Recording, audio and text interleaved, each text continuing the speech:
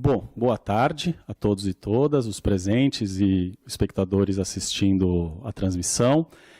Nós estamos dando início à última tarde do nosso encontro de estudos árabes em diálogo, nessa tarde de quinta-feira. A nossa mesa de agora está bem recheada de comunicações interessantes. Só fazendo um lembrete para o pessoal que está acompanhando, que nós temos emissão de certificado de ouvinte. Você precisa acompanhar 70% dos blocos de horários, não das atividades. Então, em caso de atividades simultâneas, você pode escolher uma só, que a presença já está garantida. E depois nós vamos ter o último bloco de horários depois desse. Nós vamos agora da 1h30 até as 3h30. E das 3h30 até as 5h30 nós temos o último bloco. E, por fim, uma atividade mais especial, que vai ser a palestra do professor Nurma Salha, na Casa de Cultura Japonesa, às 6 horas da tarde, certo? Então, iniciando aqui os trabalhos, nós vamos ter o começo da nossa mesa 18, que se intitula Palestina e a Nakba Contínua, com comunicações muito ricas, então espero que todos nós aproveitemos. Eu vou passar aqui, então, a palavra para os primeiros comunicadores, que vão apresentar em nome de um trabalho que eles submeteram para o nosso evento em trio, que seria a Gabriela Vono, Manuela Martins Kassab e o Vitor Antônio Frutoso Paes. Então, boa tarde e boa mesa para todos. Obrigado. Obrigada. Boa tarde. Tá dando para ouvir? Nós vamos apresentar um policy brief que foi feito durante um curso da pós-graduação em RI, da Santiago Dantas, que era sobre a questão entre Israel e Palestina. Só um adendo, como faz mais ou menos um ano, pode estar um pouco atrasado. Inclusive, ontem saiu uma notícia que muda um pouco as perspectivas, mas, enfim. Quer falar um pouco sobre o contexto atual? Acho que algo que eu acho que vale tratar é que o Policy Brief ele foi desenvolvido para entender os motivos das falhas das tratativas de uma resolução de paz concreta e permanente dentro da região. Então, nós voltamos e reanalisamos todo o processo do conflito e todas as tentativas fracassadas de negociação que se deram, e para tentar compreender quais foram as razões, quais foram os motivos disso. Então, de certo modo, acho que mesmo tendo passado um ano de lá para cá, ainda permanece assim muito pertinente isso, justamente porque a gente vê se repetir muitas dessas mesmas razões, assim, por exemplo, a falta de uma isomeria de forças entre os atores em negociação, a falta de interesse político realmente de diversos dos atores envolvidos em entrar em construir realmente um estado de paz entre os povos na região, a maneira como a comunidade internacional se recusa a tratar o conflito da maneira que deveria ser tratado. Então, a gente continua vendo, mesmo tendo passado um ano, mesmo tendo tido desenvolvimentos muito infortúnios de lá para cá, que apenas pioraram os casos na situação em terra, sobretudo na faixa de Gaza. De lá para cá, acredito que a pesquisa, os pontos centrais dela ainda permanecem bem vigentes. E aí, nesse estudo, dentre muitos problemas para a resolução desse conflito, os que a gente entendeu que são os principais desafios para a paz, nesse caso, seriam a legitimação dos atores em negociação e o contexto de política interna. Eu vou falar só dessa primeira parte, né, da legitimação, que basicamente tem a ver com quando você tenta negociar a paz em um contexto de conflito, enfim, qualquer que seja, é necessário, antes de tudo, ter atores que se reconheçam mutuamente, mas, acima disso, também sejam reconhecidos pelas próprias comunidades envolvidas. E isso já começa sendo um problema porque, por exemplo, a Palestina não é reconhecida como um Estado soberano. Então, lá eles estão divididos em dois principais atores atualmente, que é o grupo Hamas, que tem uma ala armada terrorista, e a Autoridade Nacional Palestina. O Hamas está controlando a faixa de Gaza, enquanto a ANP está mais vinculada à Cisjordânia, e ela costuma ter o maior reconhecimento internacional. Então, é a ANP que está como membro observador na ONU, que costuma estar nos processos de negociação, que recebe mais apoio internacional. Mas o Hamas ainda tem grande peso ali. E isso acaba atrapalhando toda essa dinâmica, porque principalmente Israel não os reconhece e a própria população fica dividida, às vezes, entre os dois, entre nenhum. Inclusive, a ANP, a própria população vê eles com um certo olhar de desconfiança, às vezes, por diversas denúncias de corrupção. E em Israel também existe esse problema, porque o governo Netanyahu, desde quando ele voltou ao cargo de primeiro-ministro, já estava sendo complicado devido aos processos criminais que ele deveria responder por corrupção e porque nesse novo governo ele vem minando as instituições do país. Então, ele propôs reformas que basicamente tirariam o poder do judiciário, submeteriam o judiciário ao aparato, e isso acaba se configurando, se assemelhando um pouco a governos autocráticos. Então, a própria população de Israel também questiona essa legitimidade desse governo, e pessoas de fora também. E acho que a continuação disso o Vitor vai trabalhar um pouco, então acho melhor passar para ele agora. Eu acho assim que quando a gente começa a abordar o contexto da política doméstica israelense, é importante entender que durante toda a história, mas acredito que sobretudo nos últimos 20 anos, ela tem sido dominada basicamente pelos diferentes graus em que as forças e atores políticos internos do país entendem como deve se dar o projeto de expansão territorial colonialista de Israel dentro do Levante. Tanto é que, assim, em determinado momento, já foi possível dizer que Israel seguia um modelo de polarização política interna mais tradicional entre esquerda e direita. Nos últimos 20 anos, sobretudo nos últimos 15 anos, a principal polarização tem sido entre partidos religiosos e partidos seculares. Inclusive, acredito que há uma certa romantização de setores de esquerda de Israel a respeito do passado, no período de hegemonia trabalhista do país, de acreditar que as lideranças trabalhistas eram mais predispostas ao diálogo, que uma possibilidade de avanço nesse sentido e de uma paz concreta só se daria com o retorno, com o refortalecimento desse campo político israelense, mas que acaba por ignorar que os períodos de maior expansão territorial de Israel na sua história se deram durante partidos trabalhistas. A Nakba ocorre durante a liderança do Ben-Gurion, fundador do Partido Trabalhista israelense. Então, acredito que há uma certa, além de romantização, realmente uma negligência de certos setores internos, por mais bem intencionados que possa se colocar de Israel, de reconhecer as limitações que sua política doméstica tem e da maneira como a sociedade como um todo realmente acaba por abordar, por tratar o conflito, né? De querer colocar todos os problemas, todos os entraves como sendo puramente de responsabilidade política das lideranças políticas, sem tratar realmente assim da maneira como a sociedade como um todo acaba por entender isso. Acredito que, em certo grau, isso é uma consequência também do estado de apartheid que é observado, a separação política e social dos espaços mesmos orbitados pela minoria étnica árabe dentro de Israel, acaba por influenciar, por contribuir muito para isso também. E algo que a gente tratou muito durante o trabalho foi a ideia de que a construção de uma paz ela não vai se dar, obviamente, sem o esforço de lideranças políticas, em pressão internacional, mas o foco principal precisa ser uma construção de bottom-up.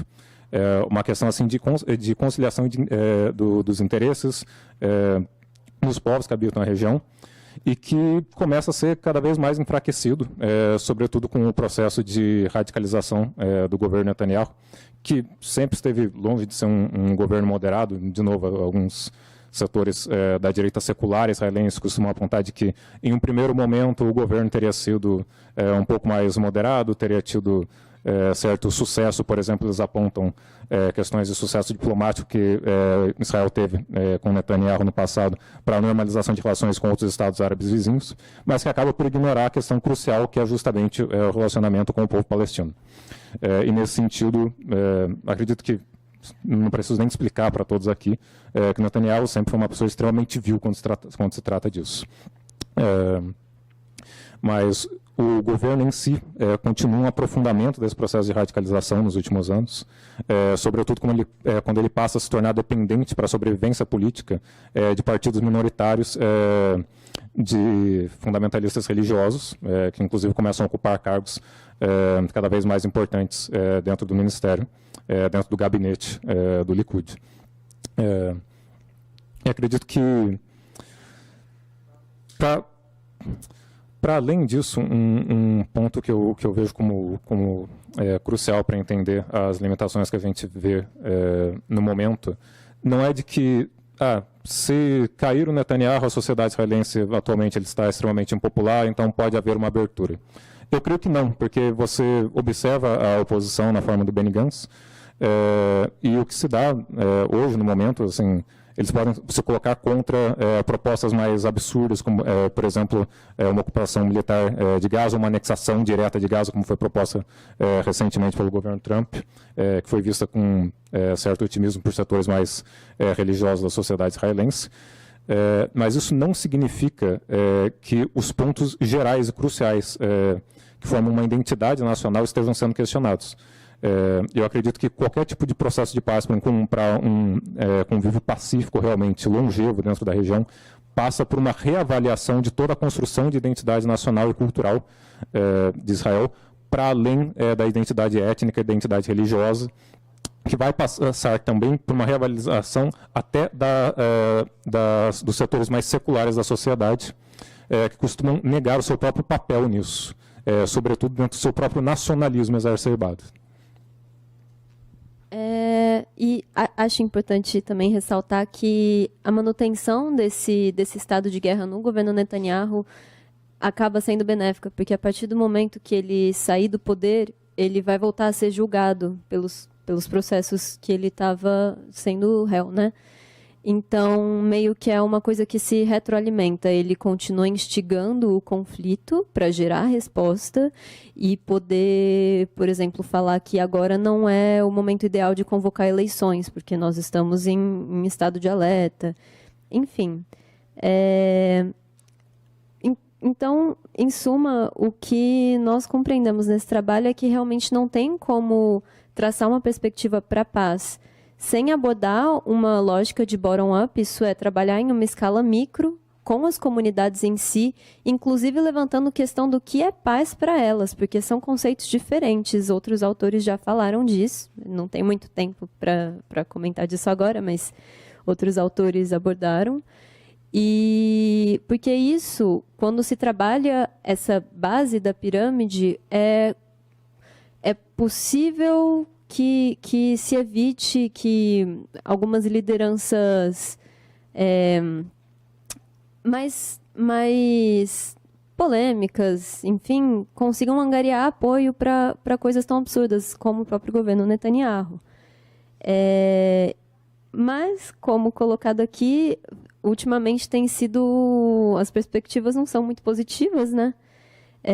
Além de tudo, uma coisa extremamente necessária para poder se negociar essa paz é a legitimação. Então, não só o que está acontecendo agora na Palestina entre a divisão entre a ANP e o Hamas, mas é necessário urgentemente criar um Estado palestino para criar essa unidade política de fato, para, enfim, começarem negociações que possam ter dois atores igualmente colocados no sistema internacional e que eles se reconheçam, o que agora também anda um pouco complicado, mas não é algo impossível. Você quer comentar mais alguma coisa? Acho que, de modo geral, a gente já apresentou aqui os principais pontos da pesquisa. Naturalmente, em 15 minutos não dá para elaborar tanto quanto a gente gostaria. Mas, para encerrar mesmo, acho que um ponto que você levantou que é de grande importância, que talvez a gente não tenha colocado muito aqui, é que, apesar assim, do ponto mais importante, realmente, assim, crucial para isso, ser através de uma construção local mesmo, dentro das sociedades envolvidas, e não apenas pelas lideranças políticas, é também a necessidade de uma pressão internacional nesse sentido, porque esperar-se que um conflito de forças heterogêneas, você não tem uma isomeria de reconhecimento de forças, de tratativas diplomáticas, entre os atores envolvidos, vai requerer necessariamente um forte apoio diplomático internacional a favor da Palestina, necessariamente. Nesse sentido, você achar simplesmente que uma neutralidade por parte de atores internacionais é o suficiente para isso, ignora o fato de que o ponto de partida não é isômero. O apoio internacional ele não pode ser simplesmente neutro na ideia de reconhecer assim, que todos têm interesses de mesmo peso, quando, na realidade cabível, material da questão tratada, não é isso que se mostra. A Palestina, por mais apoio internacional que tenha começado a ganhar de últimos anos para cá, tenha mudado um pouco assim, o perfil, sobretudo europeu, dentro da questão, começam a se mostrar um pouco mais abertos quanto a isso, ainda uma abertura assim, muito limiar. O governo Sanches, por exemplo, na Espanha, para citar um exemplo bem rápido, foi eleito na promessa de reconhecer a Palestina, até agora não reconheceu. O Macron soltou a ideia no ar de reconhecer, não reconheceu. E, acima de tudo, acho que a gente não pode deixar de ignorar o grande elefante na sala, que é os Estados Unidos. Acredito nesse sentido que as mobilizações que a gente vê da sociedade americana a favor da Palestina nos últimos anos, talvez seja um ponto assim, de ficar um pouco mais otimista assim, de mudanças que a gente vê, que até poucos anos você não observaria assim mesmo dentro dos setores mais supostamente progressistas do país. Então, se a gente tem talvez uma limiar um pouco mais positiva a longo prazo, pelo menos, talvez sejam essas pequenas movimentações que a gente começa a ver, mas que no atual momento ainda é muito pouco para quem está sofrendo na pele no momento. É isso.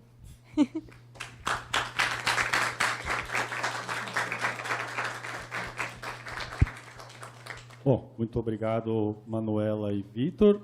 Manuela, né? A Gabriela é a que não veio. Nós vamos, então, para o próximo comunicador da nossa mesa, que é o Aníbal Senzi. Vamos, 15 minutinhos. Aníbal, por favor, a palavra é sua. Não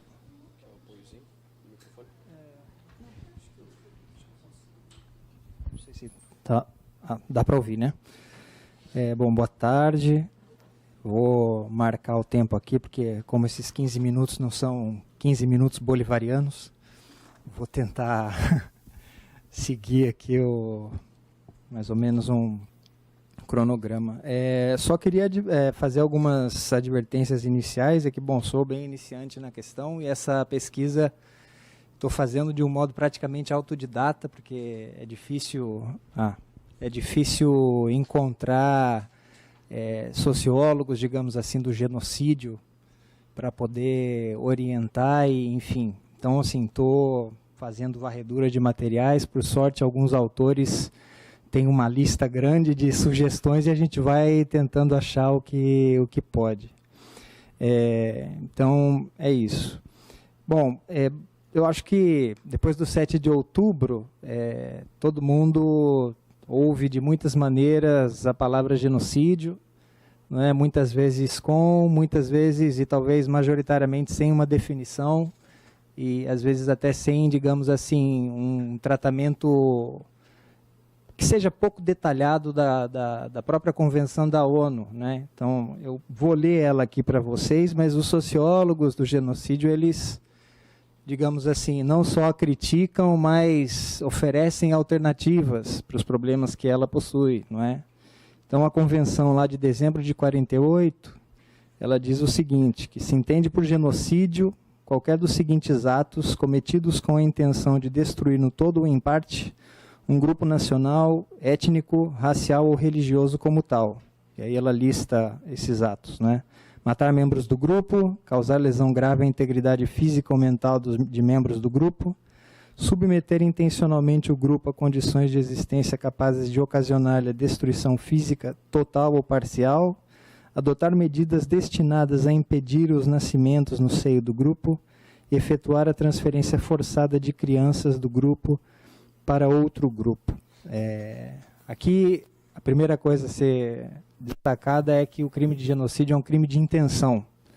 Então, quando você procura os artigos de juristas, eles estão muito focados nesse conceito da intencionalidade. Tá?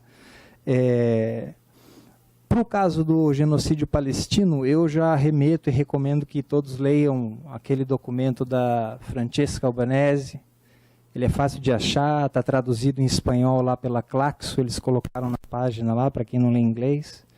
Então, como já existe um tratamento bastante mais profissional do que o que eu poderia dar em relação ao enquadramento, sugiro que, do ponto de vista jurídico e do direito internacional, leiam esse trabalho. Mas, no campo das ciências sociais, ou melhor, dentro da sociologia do genocídio, a gente pode fazer algumas observações críticas.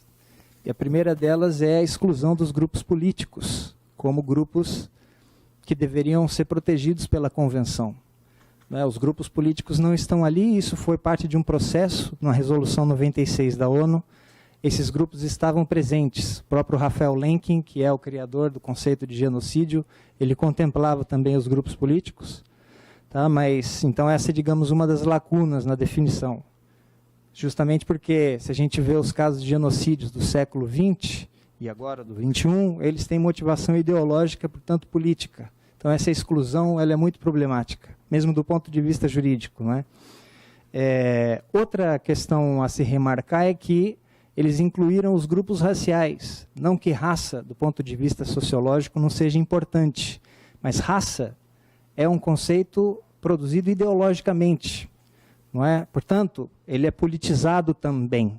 Então, a sociologia e a antropologia lidam com o conceito de raça, mas lidam com esse conceito de forma sociológica, não jurídica e muito menos científica, porque na biologia, a raça humana não tem chão, não é?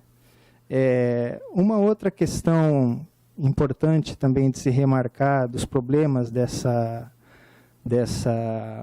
definição é que os grupos sexuais, grupos, digamos, de diferentes categorias não estão contemplados. Grupos econômicos, a própria determinação do que vem a ser um grupo é muito complicado. Antropologicamente, família é um grupo, não é? Porque você tem contextos sociais em que a família ela é muito ampla, não é? Abarca um conjunto bastante grande de pessoas. Então, enfim, a ideia de selecionar ou definir dessa forma traz vários problemas, né? Porque determinados grupos, se submetidos à mesma sistematicidade de violência, podem não ser contemplados pela Convenção, não é?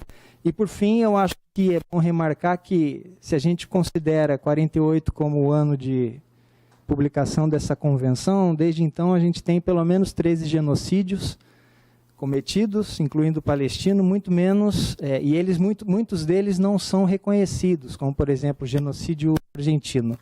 E o guatemalteco não são reconhecidos como tais, não é? E eles foram cometidos, sobretudo nas décadas de 70 e 80, nas respectivas ditaduras militares. Tá? Agora, do ponto de vista sociológico, muitos sociólogos buscaram, digamos assim, responder a esses problemas, não é? Identificaram esses problemas da definição e buscaram uma definição alternativa. E paralelamente a essa definição alternativa, eles também associaram a ideia de genocídio a um processo social. Ou seja, o suicídio não é, como diria Marx, um raio em céu azul. Não é? Ele tem um desenvolvimento, ele tem um início que não necessariamente significa a matança sistemática. E o fim dele pode, inclusive, não acabar com o fim dessa matança. Não é? Então, sociologicamente, existe essa contemplação, ou pelo menos essa inserção de certas variáveis de processos sociais que são chamadas tecnicamente de práticas sociais genocidas. Quem usa esse termo é um sociólogo argentino chamado Daniel Feuerstein, que recomendo muito. É fácil de achar os livros dele e tem uma discussão bastante ampla, né, sobre o assunto. Enfim, junto com isso, bom, então a definição, existem muitas. Eu mapeei pelo menos umas 12, inclusive há artigos fáceis de achar lá no academia.edu que os autores dedicam a fazer mesmo tabelas e a agrupar definições para ver quais casos de genocídio são ou não contemplados pelas definições. E o próprio Daniel Feuerstein, ele apresenta uma definição que ela é bastante extensiva, digamos assim, e ela diz o seguinte, deixa eu ver se eu acho aqui, que o genocídio é a execução de um plano massivo e sistemático com a intenção de destruição total ou parcial de um grupo humano como tal. Tanto a questão política, étnica, racial, etc., está contemplada porque aqui a inserção de grupos são grupos quaisquer que sejam eles, não é? Mas o que é interessante para o caso palestino, que eu gostaria de focar mais aqui, é nas práticas sociais genocidas, não é? E aqui o modelo que o próprio Feuerstein, que aqui eu estou seguindo basicamente o modelo que ele oferece, né? Tem uma autora chamada Ellen Fenn, que tem um modelo que quase que é uma luva para o caso palestino, porque ela tem 3 classificações de genocídios e todos relacionados à questão estatal, seja por colonialismo, proteção, defesa. Basicamente isso aparece quase que explícito nas falas de líderes políticos israelenses, mas estou adotando o modelo dele porque essa ideia de prática social genocídia permite ir mapeando alguns processos na história palestina que, de alguma maneira, organizam esses processos, né? O primeiro deles, ele dá um outro nome, mas eu chamo de construção de uma alteridade negativa, não é? Que é justamente um processo de desumanização. O Ilan Pappé tem um livro que, infelizmente, não está traduzido aqui no Brasil, que se chama Israel, uma história de poder e conhecimento. No capítulo 2 desse livro, ele faz uma espécie de genealogia desse processo, né, de desumanização, e ele diferencia 4 categorias, digamos assim, do que eu chamo de alteridade negativa. Que, em primeiro lugar, é o que a gente poderia chamar de um tipo de preconceito orientalista, que envolve racismo, bestialização, animalização, que está presente até hoje, na realidade. E isso ele mapeia nos diários de colonos, já do final do século XIX, e, bom, está aí ao vivo para todo mundo ver também como é que isso se manifesta. Um outro é que, depois da criação do Estado de Israel, aquelas políticas de retaliação, não é, e de também ataque dos palestinos nas fronteiras, ali se constrói, um pouco antes, na realidade, nas rebeliões da década de 20 e de 30, também se constrói a ideia do terrorismo, né, do palestino como terrorista. Então ele vai discutir isso. Depois tem um processo de nazificação. O próprio Amos Oz, acho que é o último livro dele,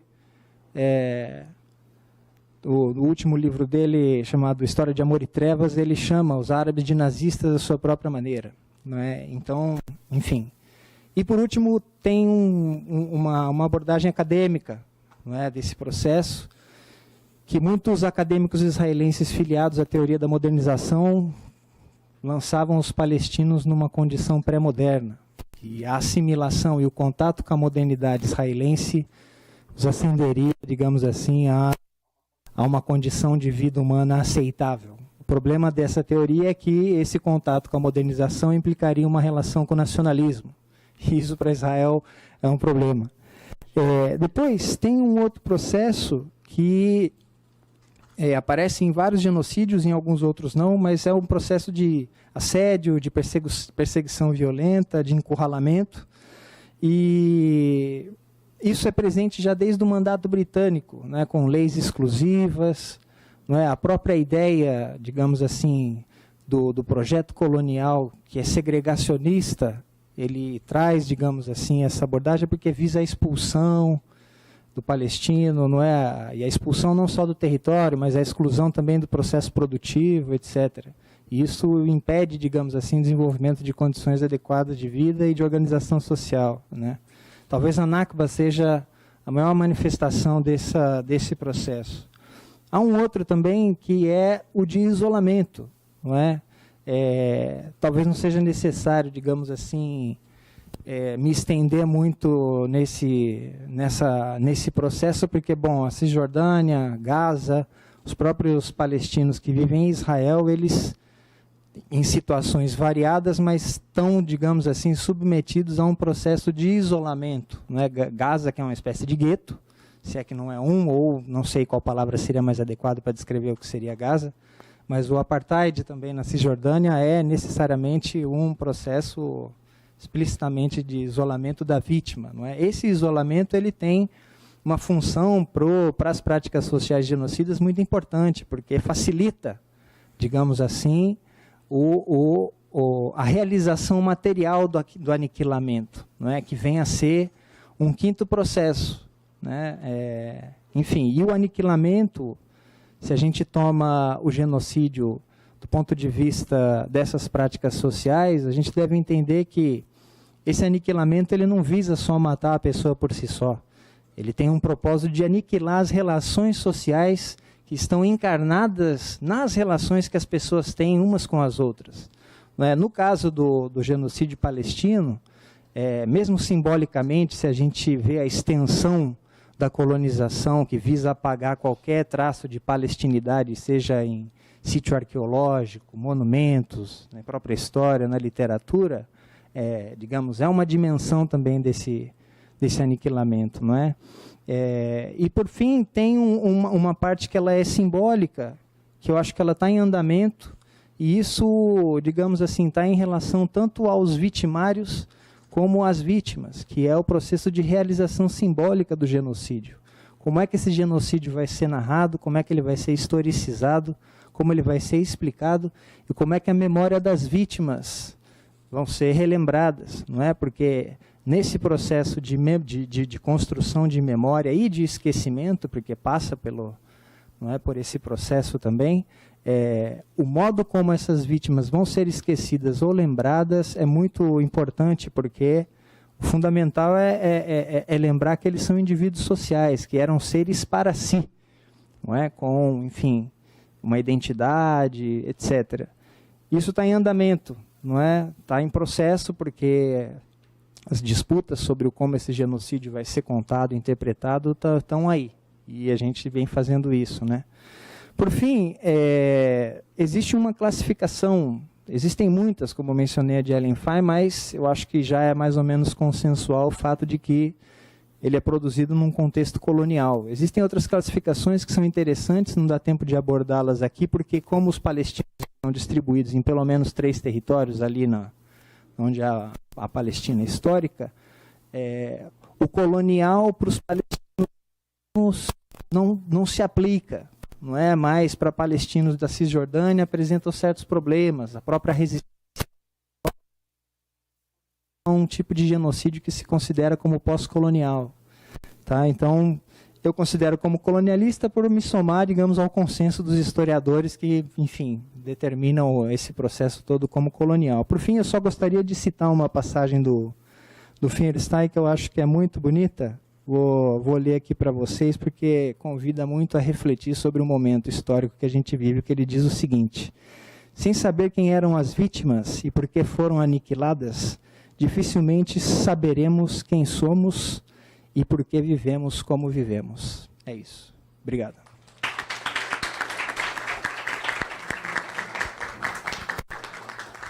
Bom, muito obrigado, Aníbal. Vamos passando então para o nosso próximo comunicador, é o Caio Fábio Sampaio Porto. E aí nós vamos passar então a palavra, 15 minutinhos. Caio, eu vou projetar os seus slides aqui. Você quer controlar? Esse vai para frente, esse vai para trás. Se quiser o laser, tem também, tá? É aqui no dedo. Conta ainda não, peraí. Oi. Vocês estão me ouvindo legal? Beleza. Pode contar aí. Boa tarde, gente. Meu nome é Caio. Sou doutorando em Sociologia na Universidade de Brasília. Faço parte de um monte de grupos aí. Sou do Grupo de Estudos Retóricas do Poder e Resistências da UNB, com a minha orientadora, Berenice Bento. Sou do Centro Internacional de Estudos Árabes e Islâmicos da Federal de Sergipe. E agora, né, Bárbara, Núcleo de Estudos Palestinos, né? Da UFPR, tô me inteirando aí com o pessoal. Já tá aí? Bom, esse texto aqui, que eu vou apresentar aqui hoje, ele é parte da minha tese, é uma espécie de spin-off da minha tese. Minha tese é sobre solidariedade, né? E aí, um dos principais enquadramentos da questão palestina entre os grupos, entre os movimentos sociais, é o enquadramento apartheid, que tem crescido bastante. E me incomodou muito que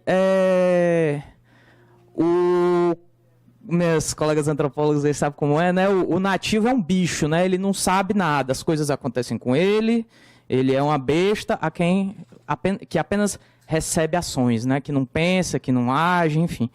E aí eu fiquei querendo saber assim, mas beleza, tem a lei que define, tem o tribunal, não sei das quantas, mas o que é que palestinos estão pensando sobre apartheid, né? E aí esse é o mote desse texto que eu vou apresentar aqui. E ele tá no prelo aí, tá pra sair na revista aí um dia sai, vocês sabem como é a revista, né? Aí se vocês quiserem, mande um e-mail aí com eu quero para o meu e-mail, que aí eu mando para vocês um dia se sair, tá bom? Porque não vai dar tempo de eu falar de tudo, né, naturalmente. Vamos lá, eu vou deixar o resumo aí para vocês lerem atrás, se eu ficar chato. Israel, e aí eu tô falando de Israel entre aspas aqui, porque eu não quero falar não é o cão, o cabrunco satanás que está aqui, né, porque às vezes a gente, nesse nacionalismo metodológico, a gente acaba transformando o Estado num leviatã, né? Então aqui, ó, embora a maioria dos países reconheça Israel e Palestina na região do antigo mandato britânico, nas fronteiras de 67, a realidade no terreno é outra. Um ator coletivo, o autodenominado Estado de Israel, né, detém controle de fato sobre a totalidade do território. Alguns optam por se referir à região como um todo com Israel-Palestina. Outros, como Palestina ocupada. Israel mesmo chama de Judéia e Samaria, né, a Cisjordânia e tal. Os eventos nos relatórios que eu vou tratar aqui com vocês não se restringem às fronteiras de 67. Também não seria correto normalizar o autodenominado Estado de Israel como único ente estatal do rio ao mar, já que o regime não estabeleceu formalmente suas fronteiras e segue se expandindo através de assentamentos ilegais na Cisjordânia e no Golã Sírio também. Então, com essas aspas, eu me refiro aos grupos, atores e instituições que, em suas práticas de poder, realizam o autodenominado Estado de Israel do rio ao mar. Não um leviatã, antropomorfizado, nem as linhas de um mapa ou determinada população, grupo étnico ou religioso. Isso é importante para diferenciar, tá? Vamos lá. Israel comete o crime de apartheid contra os palestinos. E isso aí é fato, quem for de papel que se rasgue, tá? Relatórios da Anistia Internacional, Human Rights Watch, da ONG Palestina Al-Haq, da israelense B'Tselem, das Nações Unidas, assim o afirmam, embasados em vasta documentação e anos de investigação. Centrais na política de informação do ativismo pró-Palestina contemporâneo, esses relatórios foram repudiados pelo governo israelense, como sempre, né, que acusa seus autores de antissemitismo e terrorismo. O propósito desse texto é analisar como a formulação do enquadramento apartheid tem sido utilizada por ativistas e organizações sociais, organizações da sociedade civil palestinas, como formas de resistência às violências física, estrutural e epistêmica de Israel contra palestinos. Isso será feito com base em 2 relatórios. Aqui, esses 2 relatórios aí, que são Israel e Apartheid, Tool of Zionist Settler Colonialism e Persecution of Palestinian Civil Society, Epistemic Violence, Silencing and the Apartheid Framework. Perdoe aí meu... Você sabe como é, né? A deusa tecnologia não habla espanhol, então é tudo em inglês. Que sintetizam a posição de algumas das principais organizações palestinas a respeito desse enquadramento apartheid. E aí aqui eu estou indo pegando o vácuo da Spivak, né? Pode o subalterno falar? Quem é que o ouve? Entre tantos relatórios, contagens de cadáveres, querelas jurídicas, como estão os pesquisadores palestinos pensando e agindo sobre a própria realidade?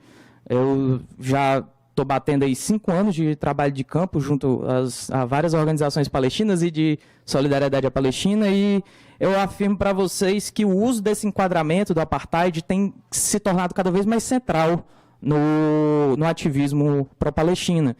Assim, aliás, não pela força do diagnóstico ou pela urgência de denunciar um crime de tal magnitude, ou então porque fica bom no post, porque é uma palavra forte e tal, marketing, não. Mas pelo modo como as organizações o teorizam, sabe? Ele é um artefato teórico, sabe? Não é só se bate o cara crachá da lei, mas uma forma de pensar, um enquadramento como uma forma de pensar aquela realidade, sabe?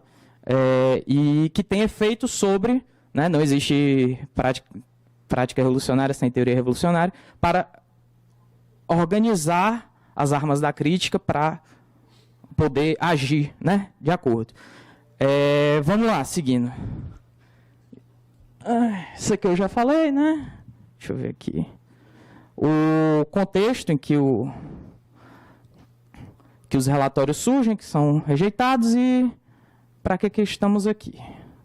Seguindo. Bom, primeiro definindo o apartheid. O apartheid ele é tipificado tanto na Convenção contra o Apartheid de 1973, quanto no Estatuto de Roma.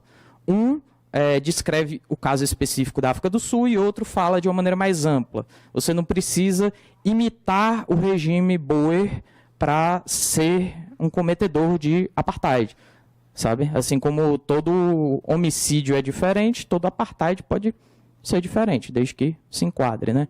Inclusive tem uns idiotas aí da sionista de esquerda que dizia que era apropriação cultural. Falar em apartheid aqui, tanca. Enfim, contexto histórico.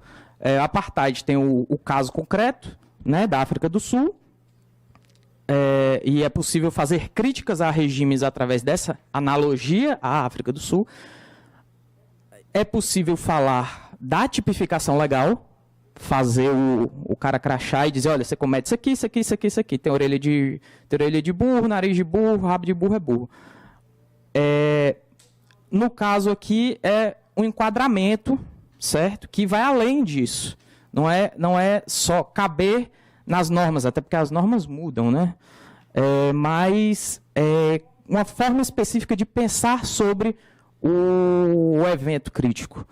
E aí, as origens desse enquadramento apartheid, diferente do que os idiotas da apropriação cultural do apartheid diriam, vem de palestinos dos anos 60. Esse camarada aqui, o Fayez Sayer, escreveu esse livro aí que está aí, ó, fica a dica para vocês, Zionist Colonialism in Palestine, que é o primeiro a fazer essa associação. E a partir disso, principalmente a partir do século, da virada do século, né, começa a haver uma construção original dos movimentos sociais antirracistas, inspirados tanto nesse movimento dos anos 60 quanto em diante, né, de diálogo. Né? Na Conferência de Durban, em 2001, isso está tanto na literatura quanto quando você conversa com gente do BDS, eles sempre destacam esse evento como o momento em que eles conversaram com gente dos movimentos sociais lá da África do Sul, trocaram figurinha e disseram, pô, vamos fazer um movimento de boicote, que resultou no BDS, né? Que é o movimento de boicote, desinvestimento e sanções a Israel. Então, esse enquadramento ele é um produto das redes de ativismo que estão conectadas entre si e também com a literatura, porque outra coisa, né, do nativo é que ele é um animal analfabeto, ele não sabe ler, não tem internet na casa dele, né? Então, assim, você está aqui na universidade, você é o bichão, você sabe, o outro é um coitado que não sabe nada. Isso não é verdade. As pessoas leem, elas... Né? Então, existe esse entrelaçamento dessas várias formas de ver. Eita, diabo, vou correr aqui. Ah, meu Deus, eu disse que eu falava muito. Vamos lá, os enquadramentos. Além do apartheid, tem o do colonialismo dos anos 60, tá dando... O do colonialismo dos anos 60, que é o que ainda é muito forte aqui na moralidade dos nossos movimentos sociais, né? A coisa da... em 1960 teve a resolução contra o colonialismo da ONU, que deu força ao movimento não alinhado, o anti-imperialismo, né, revolucionário, que vocês conhecem. Tem depois o settler colonialism, que é muito forte na academia, né, que insere a questão da Palestina como mais um evento de um contexto histórico, indo contra aquela coisa do excepcionalismo israelense, né. Tem também o enquadramento da ocupação militar, que foi muito útil em termos de legalização da questão, porque Israel não assina nenhum contrato que os comprometa a tratar seres humanos como seres humanos, né? Então você tem que jogar para a ocupação militar para que eles sejam sujeitos a os acordos de Genebra e tudo mais, que aí eles não podem ser contra que pega mal. E aí esse tem a vantagem de ser o que viabiliza a ajuda concreta aos palestinos em várias circunstâncias, mas ao mesmo tempo normaliza o fato consumado do regime racista lá. E aí são as limitações, né? A aceitação tácita da fragmentação dos palestinos, a normalização da ocupação em si e a falta de uma perspectiva concreta de descolonização. E aí tem os enquadramentos racistas aqui, ó, do pró-regime, né? Do Clash of Civilizations, da cruzada contra os bárbaros e tal, mas isso aí, se vocês quiserem, tem aí muito jornal, vocês leem, vocês vão ver. Aqui não tenho tempo para isso, não. Sim, aí basta dizer que a apartheid, que tá massa, não. Alana Tatur, que é uma cientista social palestina, faz uma diferenciação entre o corte, o viés liberal e o radical dessa linha. O liberal foca em igualdade formal e leis antidiscriminatórias, né? Vamos proibir os racistas de cometer racismos, né? Sem enfrentamento das causas raiz e com menor potencial transformador da realidade concreta. Já um viés radical visa a descolonização e o combate às causas raiz, que os relatórios identificam como o sionismo, como ideologia mestra desse regime racial, o colonialismo e a ocupação. É mais apoiado por ativistas anticoloniais e, enfim, não basta saber, resumindo, que a apartheid é errado, ele precisa acabar e é preciso fazer ele acabar, né? E aí estão aí as causas raiz, sionismo como ideologia supremacista, colonialismo de povoamento, a ação concreta de suas instituições concretas, não, se eles têm um dia de lembrança dos coitadinhos que foram exterminados, não, é ação concreta. E a ocupação militar como parte da Nakba contínua em toda a Palestina histórica. Está acabando. E aí eles destacam 3 tipos de violência principais. A violência física, que é a mais óbvia, né, que são as expulsões, demolições, operações militares. A violência estrutural, que tem a ver com a burocracia discriminatória, com o uncaring, né, que é fazer dar errado, porque esse é seu objetivo, que a pessoa não tem acesso. Necropolítica, né, que é a mais famosa. E a violência epistêmica, que é o silenciamento, a deslegitimização de pesquisadores. Explodir universidades também é epistemicídio, viu, gente? Não pode não, explodir a universidade. Enfim, como a Francesca Albanese resumiu no relatório dela, são violências que atravessam a totalidade da vida, da totalidade dos palestinos, na totalidade do território. Não dá para dizer, não, passou a risca aqui é ocupada aqui, não, é uma violência. Vamos lá. E aí, a ideia de que é de propósito, não é sem querer que o bichinho comete um genocídio, uma limpeza étnica, tá? Nessas violências, a gente vai passa pela noção de biopolítica, pela ideia de administração de populações, do fazer viver do israelense, e aí a gente passa pelo proposital, pela promoção proposital da precariedade para quem nasceu da raça errada, né?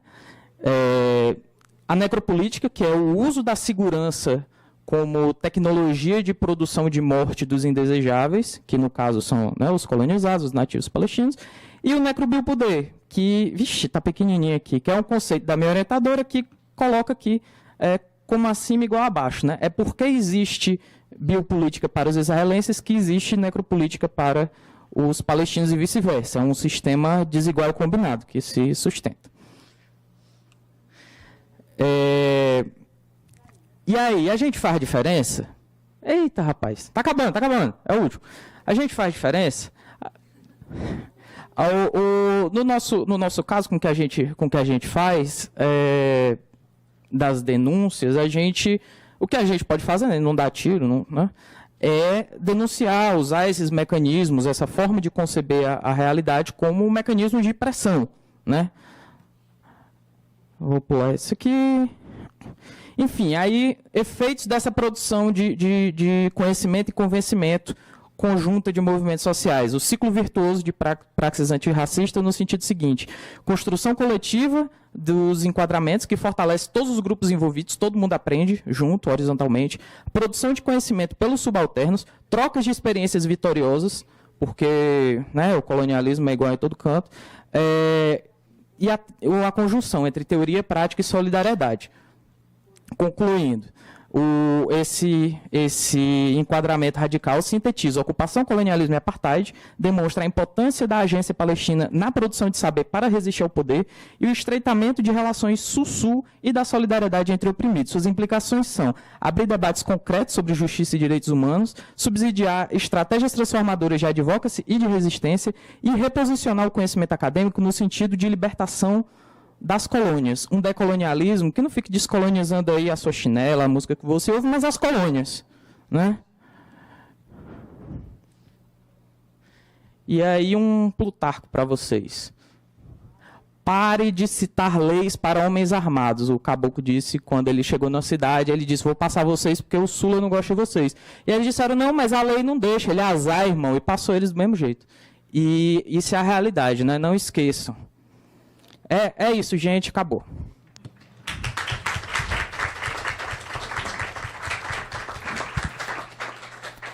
Excelente, Caio. Muito obrigado. Vamos então... Imagina, tá tranquilo. Tá dentro dos conformes.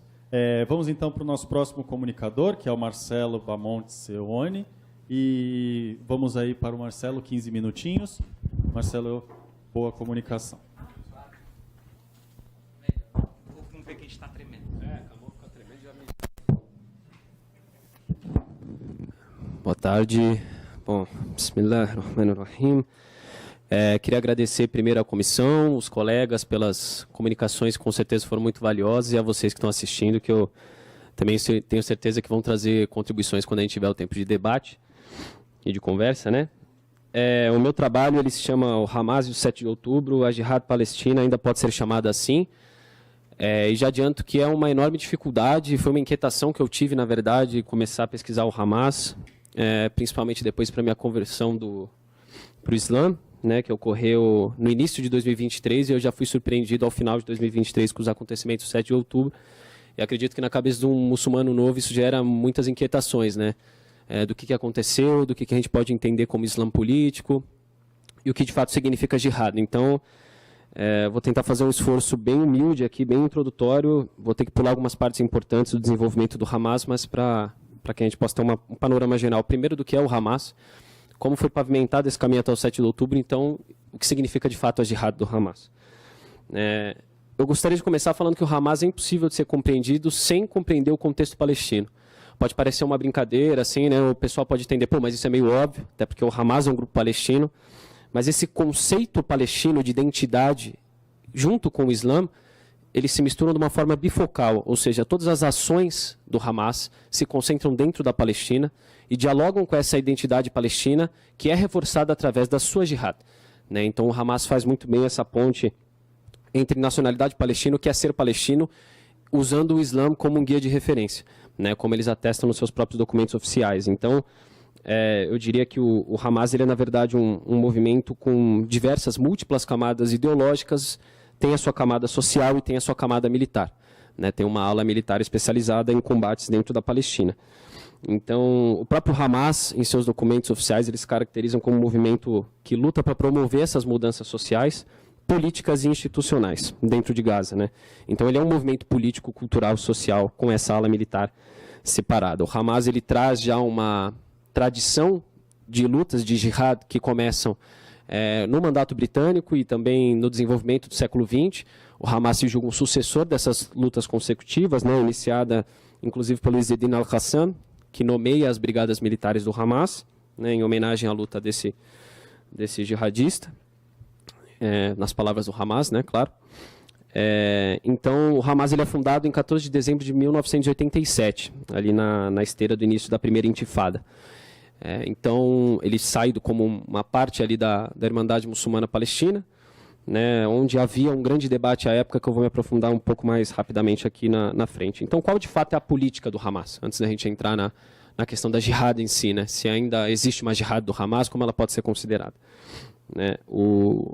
muitos podem dizer que esse objetivo do Hamas é de estabelecer um Estado Islâmico na Palestina, assim como outros grupos. Isso é associado também a outros grupos que a gente já viu, principalmente como o Estado Islâmico, que teve o seu exemplo mais feroz em 2014. Né? Mas o Hamas se distancia disso. O Hamas cita a possibilidade de um Estado Islâmico na Palestina muito anteriormente nos seus documentos, principalmente na cartilha de 1988, que é uma cartilha feita um ano depois da sua fundação, mas essa ideia ela é abandonada, assim, ela é colocada a lado muito rápido, porque as demandas palestinas, o Hamas percebe que as demandas da Palestina são de curto e médio prazo, e não angariaria um apoio de forma mais efetiva você discutir essas noções a longo prazo, sendo que o povo cada vez mais era esmagado pela pressão israelense de todos os lados. Então o Hamas, obviamente, não descarta isso, mas deixa de citar. Então o Hamas ele começa a se preocupar em estabelecer diretrizes atuais e imediatas, né, de curto e médio prazo, e principalmente se concentra nos diversos choques que ele viria a travar com outras organizações palestinas dentro de Gaza, né, principalmente como Fatah e a Autoridade Palestina. Mas o Hamas ele começa a ter uma compreensão um pouco mais política do que seria esse confronto dentro da Palestina, mesmo usando a linguagem religiosa. Isso é muito interessante dentro do grupo, né, do Hamas, que eles nunca abandonam esse léxico religioso, né, mas eles sempre sabem mediar, eles buscam mediar o quanto desse uso deve ser efetuado em cada conjuntura histórica. Né? Então eles percebem que clamar por uma resistência legítima, durante períodos de um pouco mais de abafamento de pressão israelense, gera um apoio, uma popularidade muito maior do que aqueles que buscam soluções pacíficas. Né? Isso a gente vai ver quando cai a popularidade de outros movimentos palestinos políticos e a do Hamas cresce consideravelmente dentro de Gaza, quando essa questão da resistência é acionada. Então, falando um pouco sobre o Hamas, a estratégia do Hamas, de fato, para combater a ocupação sionista, ela pode ser resumida em 3 pontos específicos colocados por eles. Né? O primeiro é a mobilização da energia do povo palestino, a noção da crença, da firmeza e da determinação, né? Porque o principal alvo da ocupação israelense é o povo palestino. Então, essa noção que a gente vê muito em inglês de steadfastness, né? De um povo firme em sua crença e determinado a buscar a sua libertação. O segundo ponto que o Hamas coloca é que o campo de ação contra o inimigo é o território palestino. Né? Os povos islâmicos, as terras islâmicas e árabes adjacentes ali, elas podem e devem fornecer um suporte porque elas também já sofreram por conta desses combates e, de acordo com o próprio Hamas, o sangue de mártires também banha essas outras terras árabes, mas o campo de combate é dentro da Palestina, não há nenhum combate militar fora da Palestina. O Hamas nunca atingiu alvos fora da Palestina, fora do que se entende também hoje como Estado de Israel, autoproclamado. Né? E o terceiro ponto que o Hamas coloca, que aí sim a gente vai começar a entrar na questão da jihad, é que o enfrentamento ao sionismo ele deve ser contínuo até a vitória e a libertação. E o guia é a jihad. Né? O guia é a jihad e o guia ideológico do Hamas é o Islã. Então, não só a questão militar, mas também a atividade política é uma forma de Hamas, de jihad para o Hamas, né? E interessante que esses 3 pontos não foram elaborados agora. Eles justamente foram elaborados 13 anos antes do Hamas tomar o poder pela primeira vez em 2006, né? Vencendo as eleições, chocando todo mundo, mas depois, principalmente em 2007, com a tomada militar da faixa de Gaza. Então, o slogan do Hamas, de fato, é a libertação da Palestina. Esse é um slogan que eles carregam até hoje. E depois a gente pode discutir, de fato, a questão do Hamas defender ou não a destruição total do Estado de Israel, mas isso eu deixo para uma segunda oportunidade do nosso debate. Então, o Hamas ele tem essa questão curiosa, que até 2010 ele é o primeiro movimento militante islâmico que sobe o poder através de via democrática, né, através de eleições. Isso ocorre em outros contextos, principalmente no Líbano, que o Hezbollah já tinha algumas atuações parlamentares nos anos 90, mas com o Hamas ele sobe de fato através do contexto eleitoral. E isso é muito interessante porque existem 3 pontos. O autor Khaled Rub, que ele escreveu um guia para iniciantes do Hamas, inclusive também escreveu um livro nos anos 2000, 2006, reeditado, Política e Ideologia do Hamas, ele pontua 3 pontos interessantes que mostram o porquê o Hamas conseguiu um sucesso tão rápido. E ele coloca esses 3 pontos como, primeiro, a vitória de 2006 nas eleições do Conselho Legislativo da Palestina, que era inesperada, a tomada militar da faixa de Gaza em 2007, e muitos podem pensar que o terceiro ponto, para alavancar de fato a popularidade do Hamas e consolidar ele como um agente de resistência dentro da Palestina, seria o 7 de outubro, mas não. Ele pontua a sobrevivência do Hamas por 16 anos na faixa de Gaza. Então ele considera que essa sobrevivência de um grupo que nunca teve nenhum tipo de cisão O Hamas é um dos poucos grupos islâmicos, se não o único, que nunca teve uma cisão em toda a sua continuidade histórica. Teve uma coesão de ação militar, de ação política muito elevada. Então ele considera essa sobrevivência basicamente como um milagre, dadas as condições que o Hamas tinha para operar, antes como somente resistência armada, mas depois como governo, né? Então, eu vou ter que passar muito rapidamente para essa questão de 2006, que o Hamas ele participa das eleições justamente para tentar fugir daquela onda de denominação de guerra ao terror que o governo Bush buscava colocar em todo o Oriente Médio, esse remapeamento do Oriente Médio, e o Hamas se depara, de fato, com uma resistência, que é o Fatah e a autoridade palestina dentro de Gaza, né? Então, todo esse esforço para conseguir equilibrar o que seria uma política do Hamas e a atividade de resistência se mostra muito difícil para o próprio grupo, né? Então, o Hamas tenta alguns acordos de mediação com as forças políticas que já haviam lá, a autoridade palestina fica mais subjacente ali à Cisjordânia, servindo aos interesses de Israel, e em 2007, preventivamente, o Hamas alega que dá um golpe militar, né, combate as últimas forças na faixa de Gaza para tomar militarmente a faixa de Gaza de forma completa. Mas aí o Hamas se depara com um objetivo e com uma realidade que ele jamais talvez teria esperado, né, que é ter que promover apoio político, suprimentos, necessidades sociais para mais de 2 milhões de palestinos que estavam na faixa de Gaza. Então, pela primeira vez, um grupo de resistência se depara com esses desafios, né? O Hamas, governando Gaza, ele oferece algumas tréguas e acordos para a autoridade palestina, né, para toda essa confederação da OLP, mas nenhuma delas é muito frutífera, né? O Hamas até buscando se desvencilhar um pouco daquela imagem de 1988, da cartilha, que tem, de fato, um conteúdo antissemita bem forte, né? Tem um conteúdo mais religioso, com passagens do Alcorão, alguns hadiths do profeta. O Hamas solta a sua nova cartilha em 2017, né, que substitui um pouco essa linguagem religiosa, traz uma linguagem um pouco mais política, calcada nos jargões da lei internacional, mas não consegue se desvencilhar totalmente dessa imagem, até porque o Netanyahu, num ato meio performático, assim, ele pega a cartilha e rasga em rede nacional, né, na televisão israelense. Então, o Hamas, em 2021, ele tenta um novo movimento, ele concorda com novas eleições, mas eleições com algumas condições, né? O Hamas participaria de uma maneira calculada dessas novas eleições em 2021, evitando ter uma maioria de fato política e se retirando dessa disputa presidencial com o Abbas, né, que era a principal figura do Fatah. Então, o Hamas dá essa concessão para tentar estabelecer um pouco de governança e uma coalizão para a sobrevivência de Gaza, que já vinha passando por diversas guerras, né? É importante pontuar que, desse período da criação do Hamas até 2006, os ataques não param. E em 2007, principalmente, depois dessa vitória militar do Hamas, é imposto o cerco militar de Israel por ar, por terra, então, de via marítima também.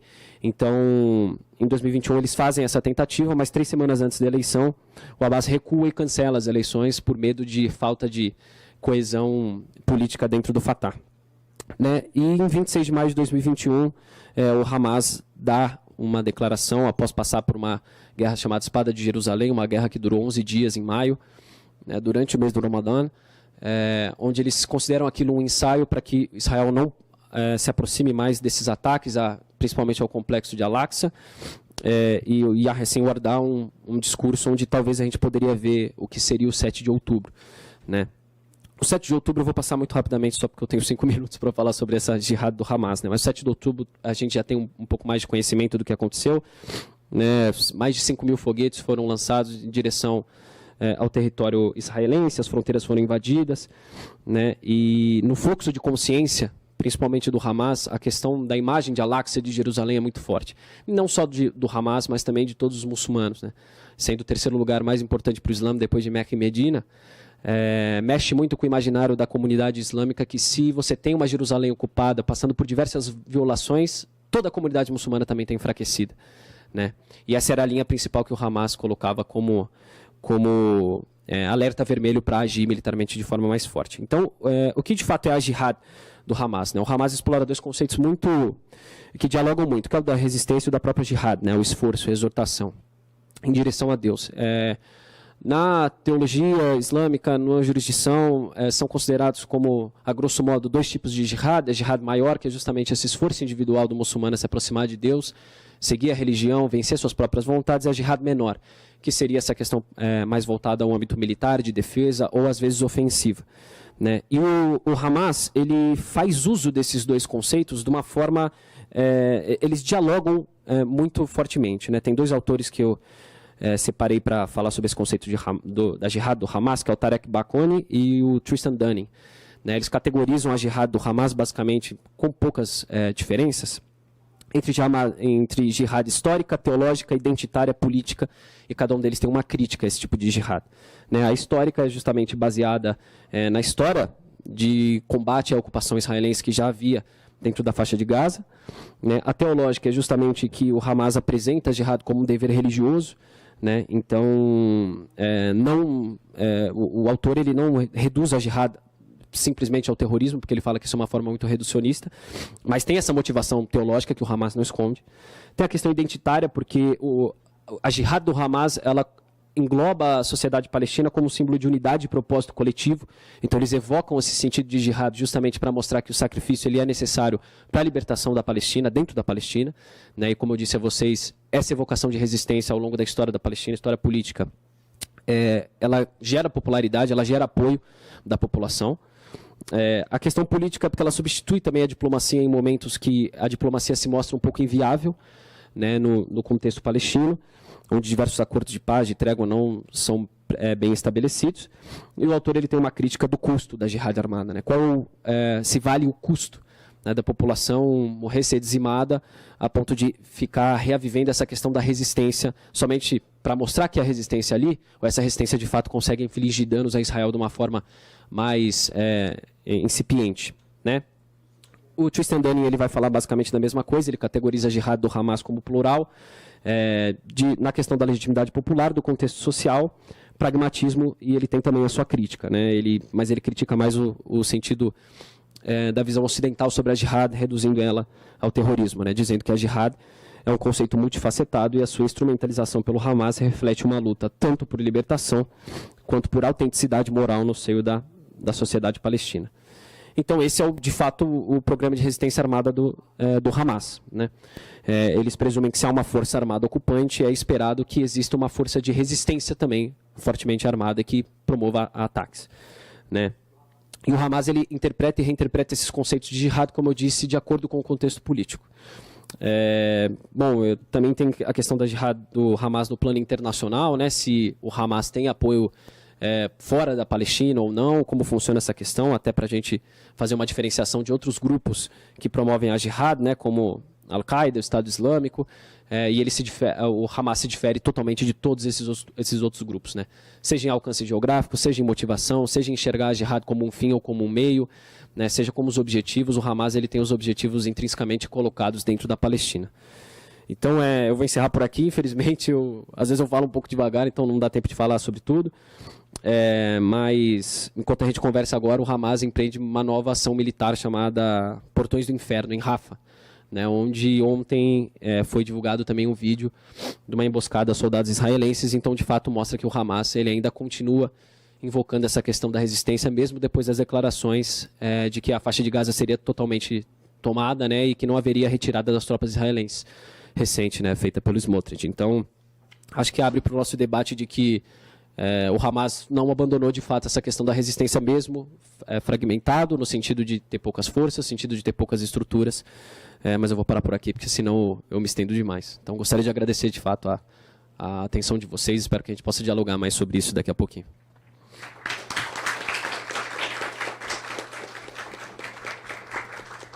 Bom, excelente, Marcelo, muito obrigado. Nós vamos então para a nossa última comunicadora aqui da mesa, que é a Vitória Pascoal Baldin. Vitória, você tem 15 minutos, tá? Obrigado.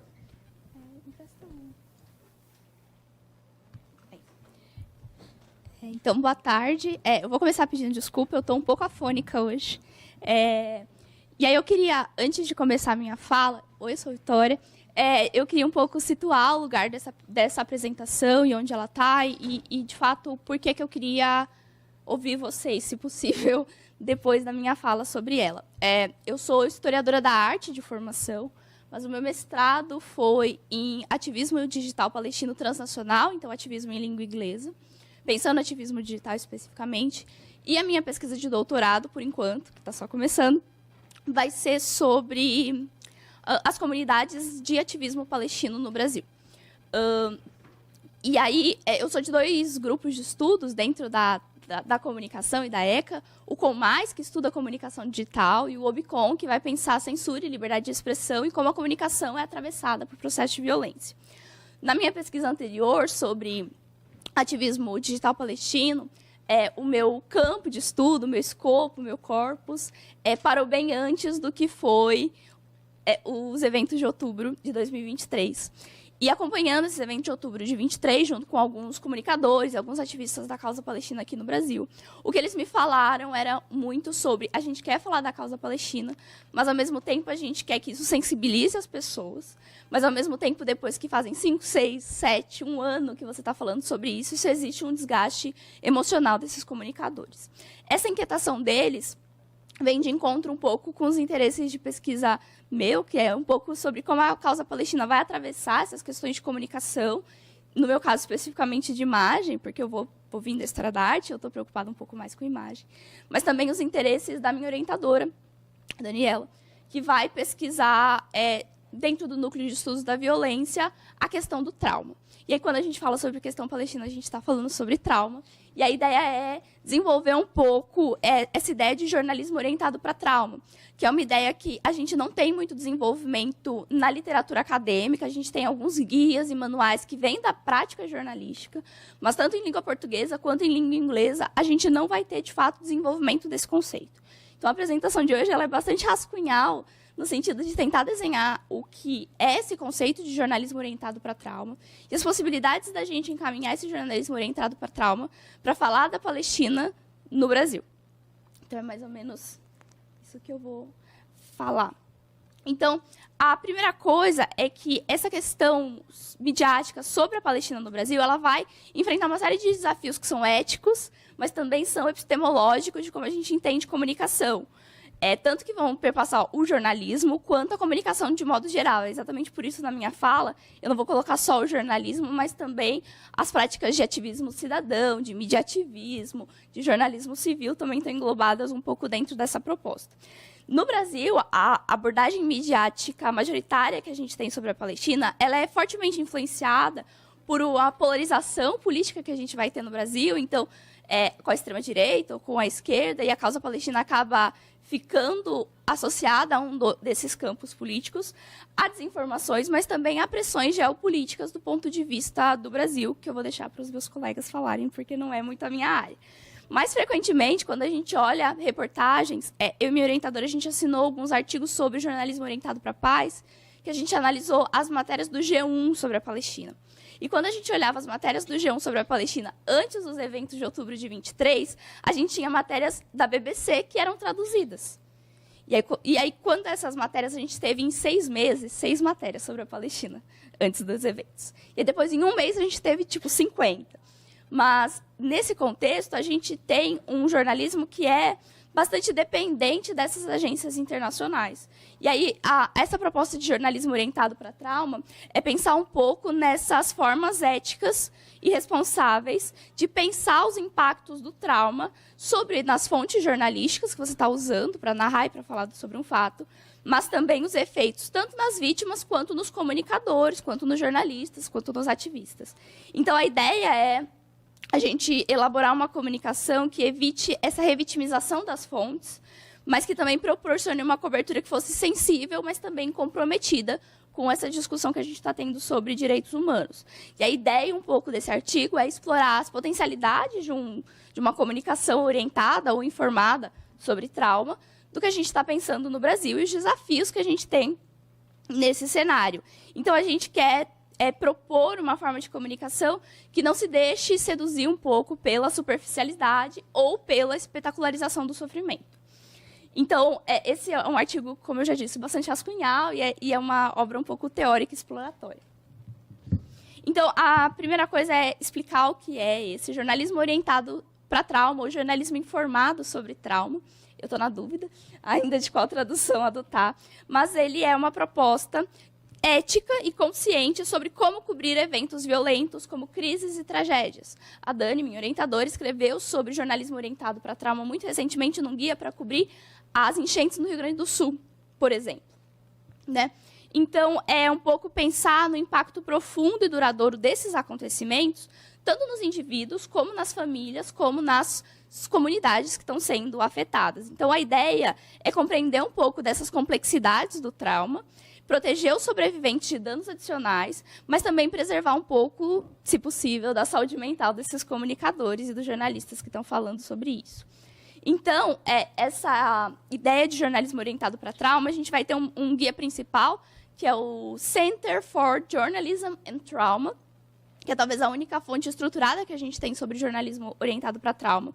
E ela vai estruturar algumas regras e princípios para um jornalismo orientado para trauma. Então, uma compreensão profunda do que é o trauma, então entender como o trauma vai afetar a memória das pessoas, a capacidade de verbalizar as experiências delas ou não, e o comportamento das vítimas. Além disso, reconhecer um pouco da diferença, por exemplo, entre gatilhos e revitimização, né, para que essa experiência, essa reexperiência do trauma não seja intensa e abrangente, mas que consiga respeitar o sofrimento das pessoas. E aí, no processo da entrevista, o que esses guias vão falar para a gente é sobre uma importância de consentimento informado, que para a gente talvez seja meio óbvio, de tipo, se eu vou entrevistar uma pessoa, eu tenho que perguntar se ela, tudo bem. Mas quando a gente vai olhar, por exemplo, práticas de ativismo digital, às vezes você grava uma pessoa e você não pergunta para ela se tudo bem eu postar uma foto sua com o seu bebê morto na internet. Então, existe uma importância desse consentimento informado, ou seja, do entendimento de que esses entrevistados ou essas pessoas que estão se tornando notícias têm os próprios limites e como a gente vai respeitar esses limites. Além disso, a escolha do local de entrevista tem que ser pensada, o controle do que está sendo compartilhado tem que ser definido pelo sujeito. Não sou eu, jornalista, que vou definir. Então, por exemplo, nesse guia, ele fala sobre perguntas mais abertas, em que deixa a pessoa que experienciou esse trauma falar abertamente sobre a vida dela, para que ela se sinta no controle dessa experiência e, por exemplo, evitar revitimizações, como, por exemplo, práticas que buscam culpar elas ou duvidar das experiências delas, se as experiências delas são factíveis ou não.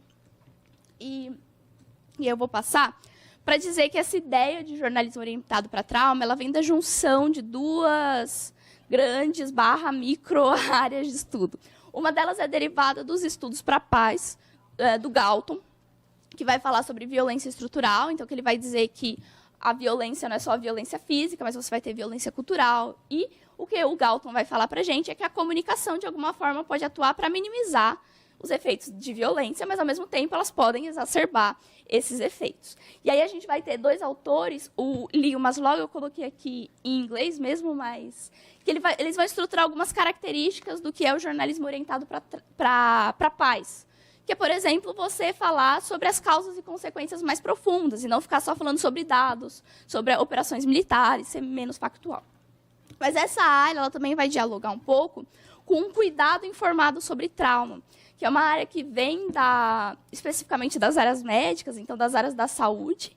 A gente vai ter uma discussão breve sobre isso na psicologia, mas também, por exemplo, em cuidados paliativos, em famílias que perderam entes queridos em eventos trágicos. E aí essa ideia de jornalismo orientado para trauma, ele vai ser um diálogo um pouco entre essas duas áreas.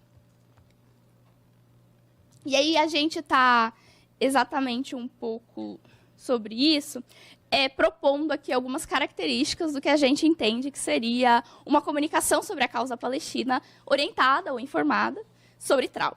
Então, a primeira coisa é que ela precisaria ser centrada nas vítimas, e não nos governos, e não nos atores políticos, e não nos atores internacionais, mas nas pessoas, nas vítimas, e nas histórias pessoais delas. Além disso, essa abordagem é uma tentativa de humanizar essas experiências traumáticas, não reduzindo essas vítimas a meros símbolos de dor, mas destacando essas múltiplas dimensões das vidas delas e das trajetórias delas e as consequências, que não são só físicas, mas também são emocionais, são psicológicas e são sociais desse trauma. Além disso, assim como o jornalismo orientado para a paz, a gente entende que um jornalismo informado sobre trauma precisa contextualizar os eventos. E contextualizar eles dentro de uma estrutura mais ampla. No caso da Palestina, especificamente, de injustiça social, questões políticas, questões históricas, ou seja, explorar as causas profundas desses eventos, para que esses eventos não fiquem simplesmente factuais. Morreram X pessoas foram deslocadas. Mas quais as causas e quais as consequências mais profundas disso na vida das pessoas e das comunidades que elas pertencem? Além disso, uma coisa importante do jornalismo orientado para trauma é um foco que ele vai ter, além de falar sobre a fatalidade do sofrimento, ele também explorar perspectivas e narrativas de resistência e de superação e de recuperação das vítimas. Claro que quando a gente fala sobre uma destruição ampla no sentido do que a gente está falando de Palestina, é muito difícil a gente ver. Mas essas estruturas, elas existem. As pessoas estão resistindo. Por que não focar nisso também? Não é focar só nisso, mas por que não focar nisso também? Então, não só focar numa imagem de desespero, mas estratégias de enfrentamento, de apoio social, iniciativas de reconstrução, também podem ser uma saída.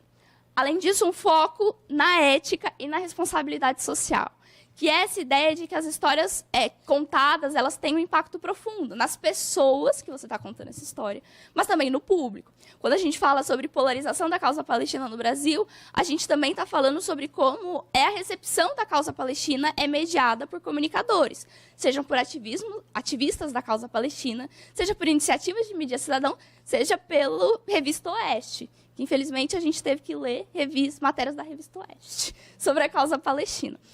Não recomendo. Então, a ideia é que os jornalistas também se responsabilizem por essas narrativas que eles produzem, né? Além disso, tem uma questão importante da linguagem, que vai se ligar um pouco com a questão que me interessa um pouco mais, que é a questão visual, que é essa ideia de que a linguagem ela tem que ser escolhida para evitar estigmatização e para evitar revitimização. Num estudo que a gente fez em março de 2024, sobre o G1, na cobertura sobre a guerra em Gaza, eles falavam sobre X mortos, mas eles não dizem se são civis ou terroristas. Quando você fala esse tipo de coisa, você já está estigmatizando a população. Então, a ideia é que os princípios de dignidade, de respeito, uma linguagem que fosse empática, que fosse inclusiva, que evite estereótipos, isso é muito importante, e essas representações que são desumanizantes. E respeitando, claro, o que são as diferenças sociais e culturais dessa comunidade. A mesma coisa, a representação visual. Muitas vezes o jornalismo tradicional vai focar única e exclusivamente na violência explícita. Eu não sei se vocês viram o Prêmio Internacional de Fotografia de 2023, foi uma foto sobre a Guerra de Gaza, que não mostra o rosto de ninguém. Mas não é porque não mostra o rosto de ninguém que aquela imagem ela é menos... ela afeta menos a gente. É uma imagem que afeta a gente exatamente por... talvez uma despersonalização, porque ali poderia ser qualquer um. Então, para além de focar na violência explícita, a ideia do jornalismo orientado para trauma seja usar imagens que provocassem a reflexão sobre esses impactos psicológicos e sociais desses eventos traumáticos. E aí, já me encaminhando para o final um pouco, o que a gente pode falar sobre como a gente fala da causa palestina no Brasil. Então, uma das grandes dificuldades quando a gente fala sobre fazer jornalismo ou comunicar a causa palestina no Brasil é a dependência, que eu já mencionei, de fontes estrangeiras, mas também a falta de acesso in loco, né, para você cobrir muitas agências. Acho que no Brasil hoje só a TV Brasil tem um correspondente internacional em território palestino. Todos os outros cobrem ele a partir de outros lugares. Então, a ideia é como que a gente pode estruturar isso a partir dessa distância. Então, eu coloquei aqui algumas coisas. Então, por exemplo, entrevistas remotas. A internet funciona. Os palestinos usam a internet funciona. Você pode conversar com eles, por exemplo, remotamente. Ao mesmo tempo, parcerias com organizações palestinas. Uma coisa que a gente percebeu também nessa análise do G1 e na análise da Revista Oeste era que você usava fontes oficiais de Israel e quando você ia falar dos palestinos, você só citava o Hamas, você não citava a população civil. Tá, mas o que a população civil pensa sobre isso? Como a população civil está pensando nisso, né? E a ideia também de, por exemplo, especialistas de direitos humanos, ativistas, acadêmicos, para também contribuir para essas narrativas alternativas que sejam mais fiéis a essa versão nuançada do conflito e não essa visão tão polarizante de bem versus mal. Além disso, essa questão do uso de imagens e vídeo, mesmo distante, as pessoas podem, de alguma forma, escolher bem o tipo de imagem, o tipo de vídeo que elas compartilham, para evitar essa estetização da dor e esse espetáculo visual. E, além disso, falar um pouco sobre esse ciclo de violência, né? Contextualizar as matérias, não a partir de eventos, não uma cobertura episódica, mas uma cobertura que foque nos contextos históricos e sociais de ocupação e de resistência. E aí, só para agora sim terminar, um pouco sobre a questão de saúde mental. De saúde mental dos comunicadores, de saúde mental dos ativistas, de saúde mental de todo mundo que, de alguma forma, está envolvido com a causa palestina. A gente entende que acaba sendo desgastante para quem está lidando com isso, ter que ficar o tempo todo falando e explicando coisas que já deveriam ser básicas, que já deveriam ser consensuais. Mas, ao mesmo tempo, o uso de imagens muitas vezes fortes, desde da guerra contra o terror, tem vários estudos que vão demonstrar que, a longo prazo, elas mais desensibilizam o público do que sensibilizam o público. Ou seja, o público passa a se acostumar com esses ciclos de violência e ele passa a se tornar indiferente ao sofrimento. Ele pode escolher, por exemplo, se alienar. Não, eu não quero ver isso. Isso está muito pesado para mim. Então, o Dart Center for Journalism Trauma, eles vão falar que jornalistas e comunicadores e ativistas, assim como bombeiros e policiais, muitas vezes eles são os primeiros a chegar nos lugares que eventos traumáticos acontecem. Então, a gente vai ter três lugares ou 3 ecossistemas do quais a gente pode pensar em lidar com esses sentimentos que são muito comuns entre comunicadores da causa palestina, digamos assim. A gente vai ter estresse pós-traumático, depressão, ansiedade, todas essas coisas. Então, a primeira coisa é um acolhimento individual. É, por exemplo, um comunicador reconhecer o seu limite. Até aqui eu preciso de um tempo, eu preciso de um espaço. Falar sobre as emoções e falar como se sente. Criar rotinas saudáveis. Eu sei que é difícil, mas criar rotinas saudáveis também pode ser uma forma.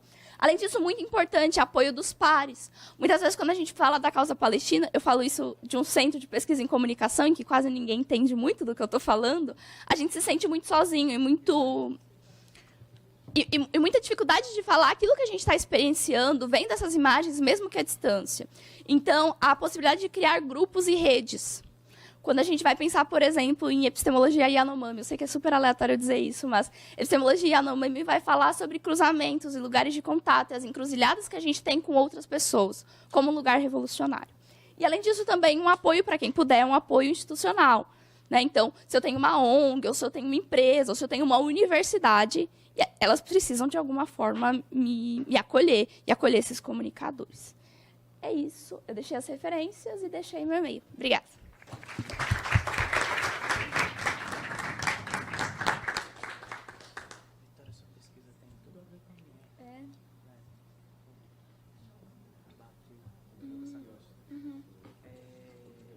Eu listei aqui alguns autores, não sei se ajudar aqui. Tem a Samara. Oi, gente. Boa tarde. Eu vim aqui cobrir porque a professora Arlene teve um imprevisto, uma outra atividade. Então, por isso que teve essa mudança de mesa.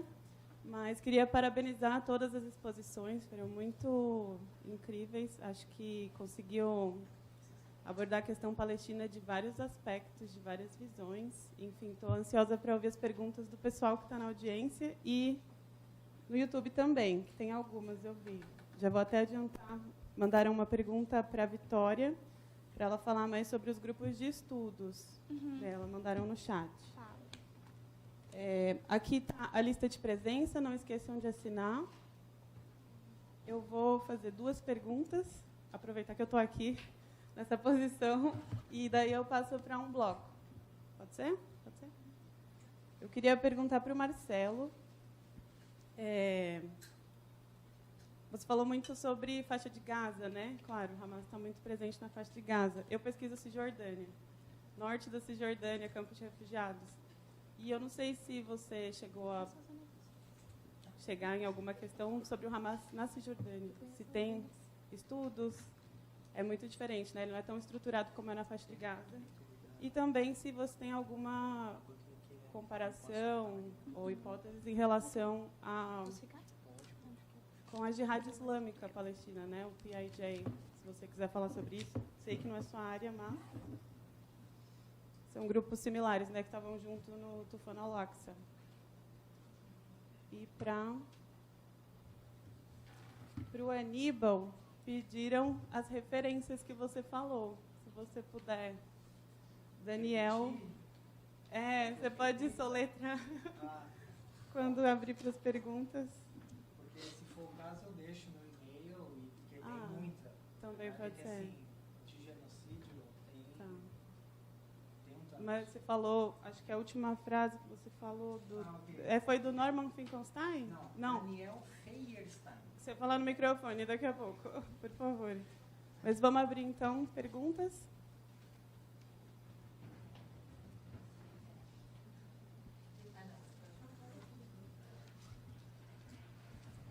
Boa tarde, me chamo Nai. Eu perdi a primeira fala porque eu cheguei atrasado, então desculpa, mas eu vou fazer uma pergunta geral, daí quem quiser reagir ou não, que é uma coisa que eu venho pensando e querendo trabalhar sobre, que é sobre mourn, ou to mourn, how to mourn, como é sem lutar, pensando em lutar como um processo, como uma relação mais que humana, social e de ancestralidade.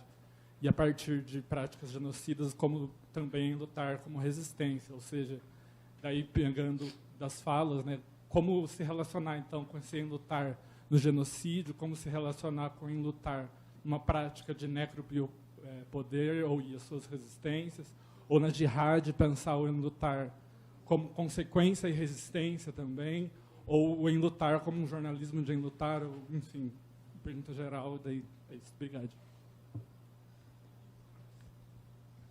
Boa tarde, eu sou a professora Franci Rose. Vou fazer um comentário geral, mas acaba esbarrando nos específicos, né?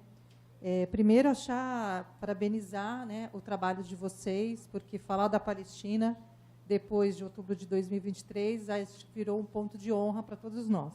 Mas eu queria chamar a atenção a algumas coisas. A gente precisa parar de falar conflito. Porque não se trata de conflito, é genocídio. A gente tem que mudar esse discurso que há um conflito entre Israel e Palestina e vice-versa. Não, o conflito a gente lida quando as forças são iguais, não são forças iguais. Então, a gente já limpa o nosso texto a partir daí. E quem trabalha com comunicação, Vitória, precisa mudar urgentemente a forma de comunicar. Porque as pessoas elas acabam achando que está simplificando. Então tem aí uma briguinha de familiares. Não é isso. O que está acontecendo hoje em Gaza é um genocídio. Estão apagando uma sociedade inteira. Então, a gente tem que olhar para isso com muita profundidade. Acho que o Marcelo trouxe bem a discussão do Hamas. Acho que a gente precisa, de fato, discutir o Hamas. Mas o contraponto, esqueci o nome, que a Lisa trouxe, de fazer essa comparação entre Gaza e Cisjordânia é extremamente importante. Porque a gente está falando do Hamas, que está muito atrelado à Irmandade Muçulmana, precisa trazer isso. E o jihad, ele precisa estar na tua boca na primeira coisa. Assim, se você vai tratar do jihad, ele tem que ser a primeira coisa que você tem que definir para o público. E eu acho que vale a pena escrever densamente sobre o jihad. E atrelar a isso a questão do mártir. Né? Porque você precisa entender o que é o mártir a partir do jihad. Porque, senão, as pessoas nunca vão entender o que é o jihad. Principalmente o jihad menor. Né? Então, acho que é a gente ter isso de pensamento. Né? Falar sobre o genocídio, Aníbal, é isso. A gente precisa dar a lição de genocídio. Né? Assim, de aprofundar. Então, o teu trabalho, assim, essa envergadura, essa tentativa sua de trazer essa força, porque é disso que se trata, que nós estamos vivendo, né? E não começou em 2023. Né? Então, é bom a gente deixar isso muito claro quando a gente fala da questão palestina. Né? Acho a questão de raça, por exemplo, essa discussão de raça, ela é extremamente importante. Cada vez mais a gente tem visto as pessoas fazerem uma discussão, deixar banalizada a discussão de raça. Então, acho que parabenizo você por trazer essas questões. O apartheid é uma questão, Caio, extremamente importante, mas eu diria séria. Eu acho que tem coisas que não cabem, sabe, academicamente. porque a gente está falando de pessoas que estão morrendo. E quando a gente está falando do trauma de pessoas, da violência que as pessoas estão cometendo, a gente tem que ter uma postura muito engajada academicamente para tratar desses temas, né? O apartheid de hoje, que vive, que hoje não, né? O apartheid que vem acontecendo seriamente desde 48, ele tem que ser remontado, porque senão as nossas falas acabam sendo muito banalizadas academicamente. E eu falo isso de 30 anos estudando o Islã e vendo as nossas falas sendo banalizadas. Então, acho que é preciso trazer isso de muita força. Eu perdi uma parte da fala de vocês, peço desculpas, né, cheguei em cima, mas eu queria muito entender essa questão da resolução pacífica. A única resolução pacífica que eu vejo, enquanto docente, enquanto militante da causa palestina, é o Estado palestino, o fim do genocídio, né? E aí os trabalhos propositadamente vinculados a isso. A gente tem todas as ferramentas para estar o tempo dizendo que a gente quer o fim desse genocídio. Mas eu parabenizo o trabalho de todos vocês, porque eu acho que este momento pede muitos e muitos trabalhos, e parabenizo a todos.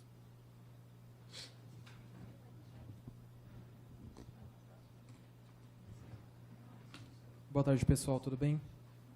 Queria dizer que foi muito bacana acompanhar as contribuições de vocês.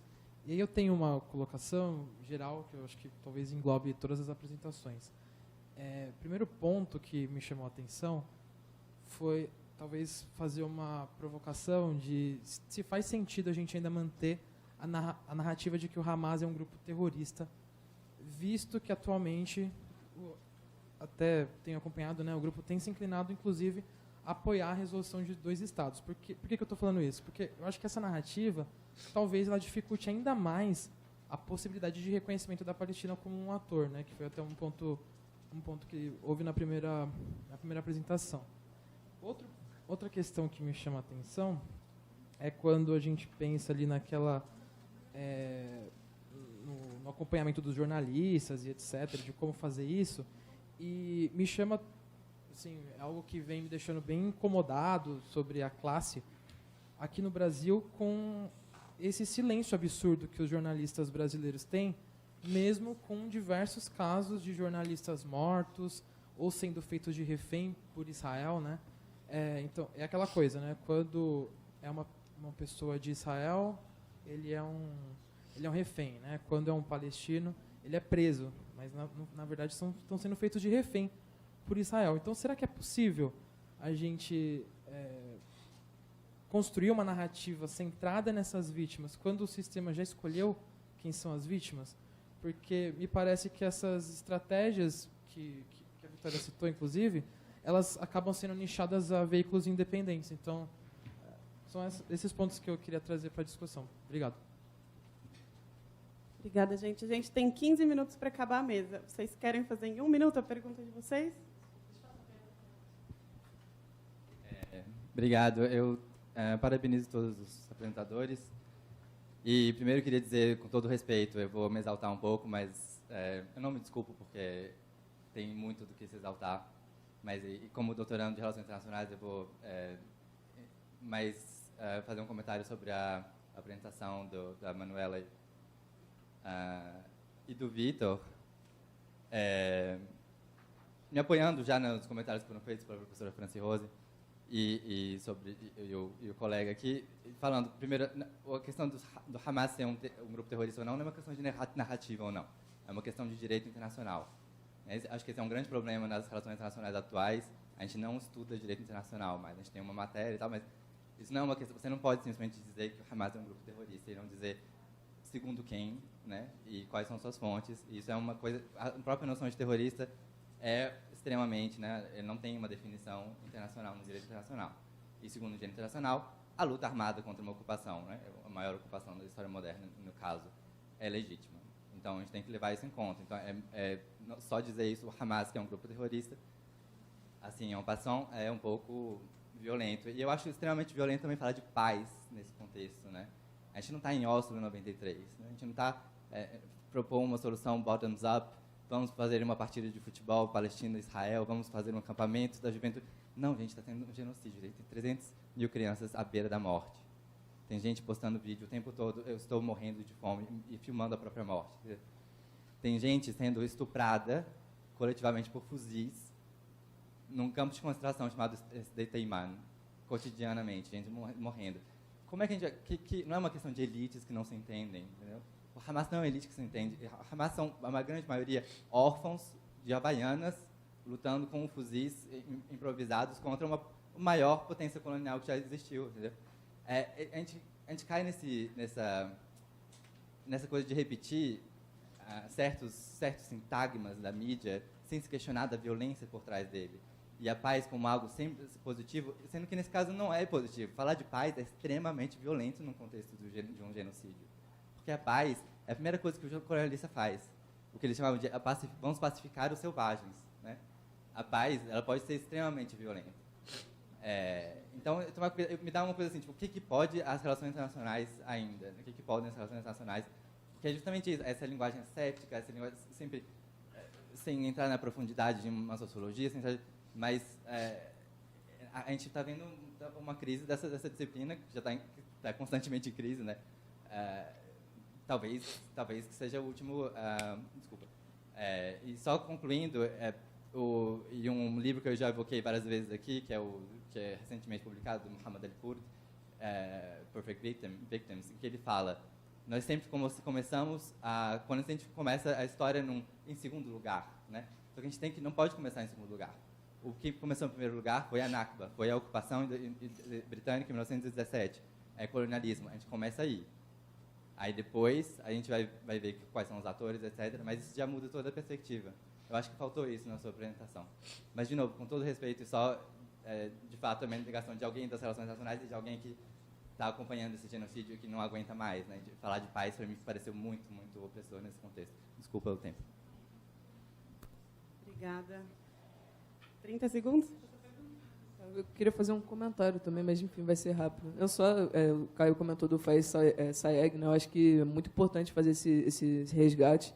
E é importante também dizer que foi o primeiro, ele foi relator da única resolução da ONU que foi revogada, né, na história, que foi de que sionismo era um tipo de racismo. Isso é muito importante colocar. Eu queria fazer uma pergunta para o Aníbal. Isso, perdão. Recentemente estava lendo um editorial assim, né, que saiu acho que da revista de Journal of Genocide Studies. E assim, isso. O editorial era justamente levantando qual a pertinência, e na verdade era até uma afirmação, né? Mas sobre a futilidade dos estudos de genocídio num contexto que, até pegando a frase que você colocou do Plutarco, né? Como dizer uma lei para alguém que está apontando a arma para você, né? E aí, enfim, só se puder, assim, sei que não é fácil responder isso, mas acho que a discussão é importante. Gente, eu sei que tem mais pergunta, mas hoje a gente tem que ser bem pontual por causa do NUR, senão vai atrasar a próxima mesa e a gente não pode. 3 minutos para cada resposta. Vocês conseguem? Quer começar? A gente vai esse passo.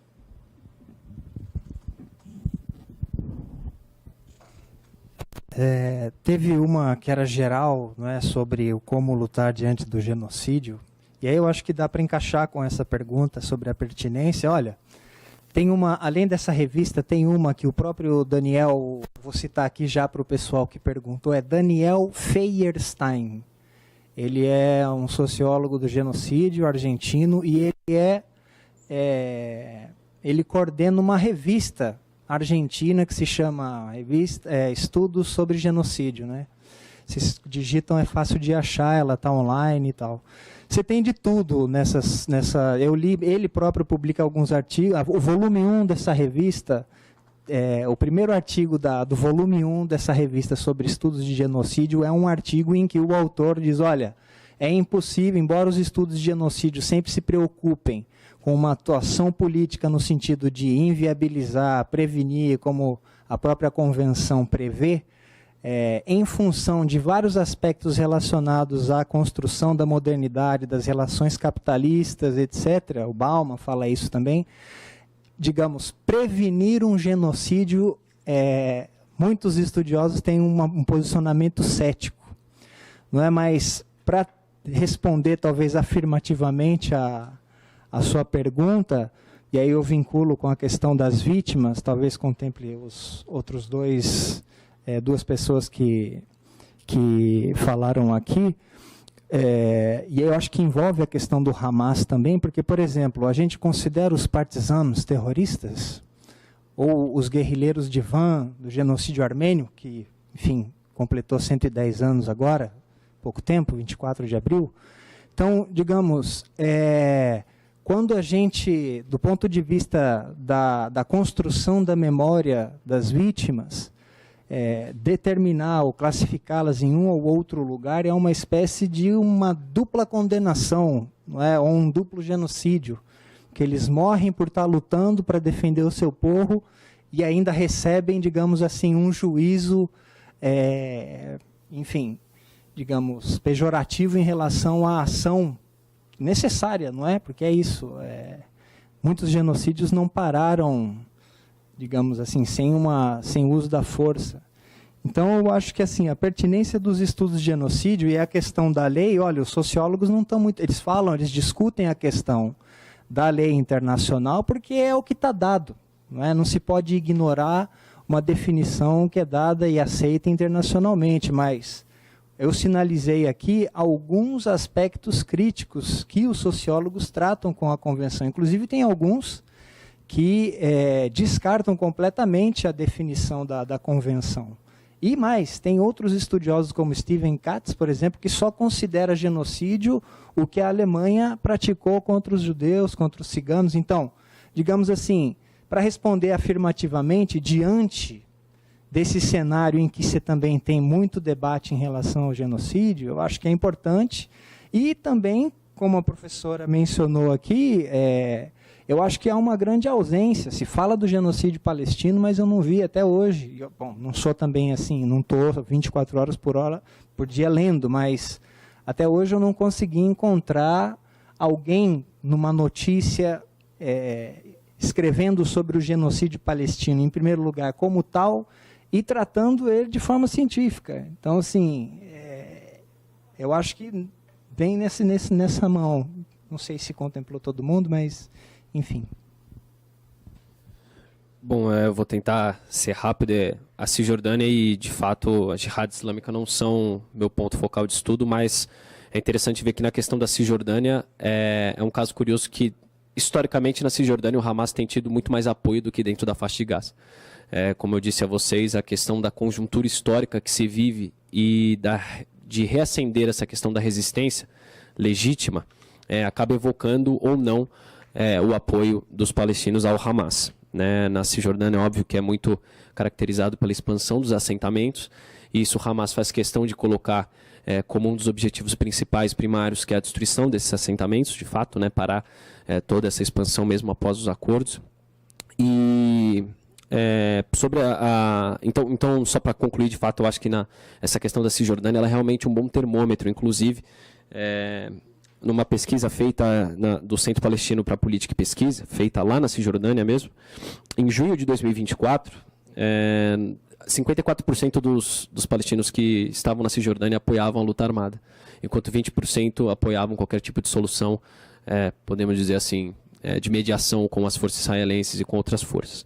E também, um mês antes do 7 de outubro, o Ismail Haniyeh, que foi morto no Irã em julho de 2024, venceria possíveis eleições presidenciais contra o Abbas na Cisjordânia no sentido de 58% contra 37%. Então, o apoio de fato da Cisjordânia até hoje, no momento atual, é muito maior ao Hamas do que dentro da faixa de Gaza, que, enfim, tem sido submetida a essas condições horríveis.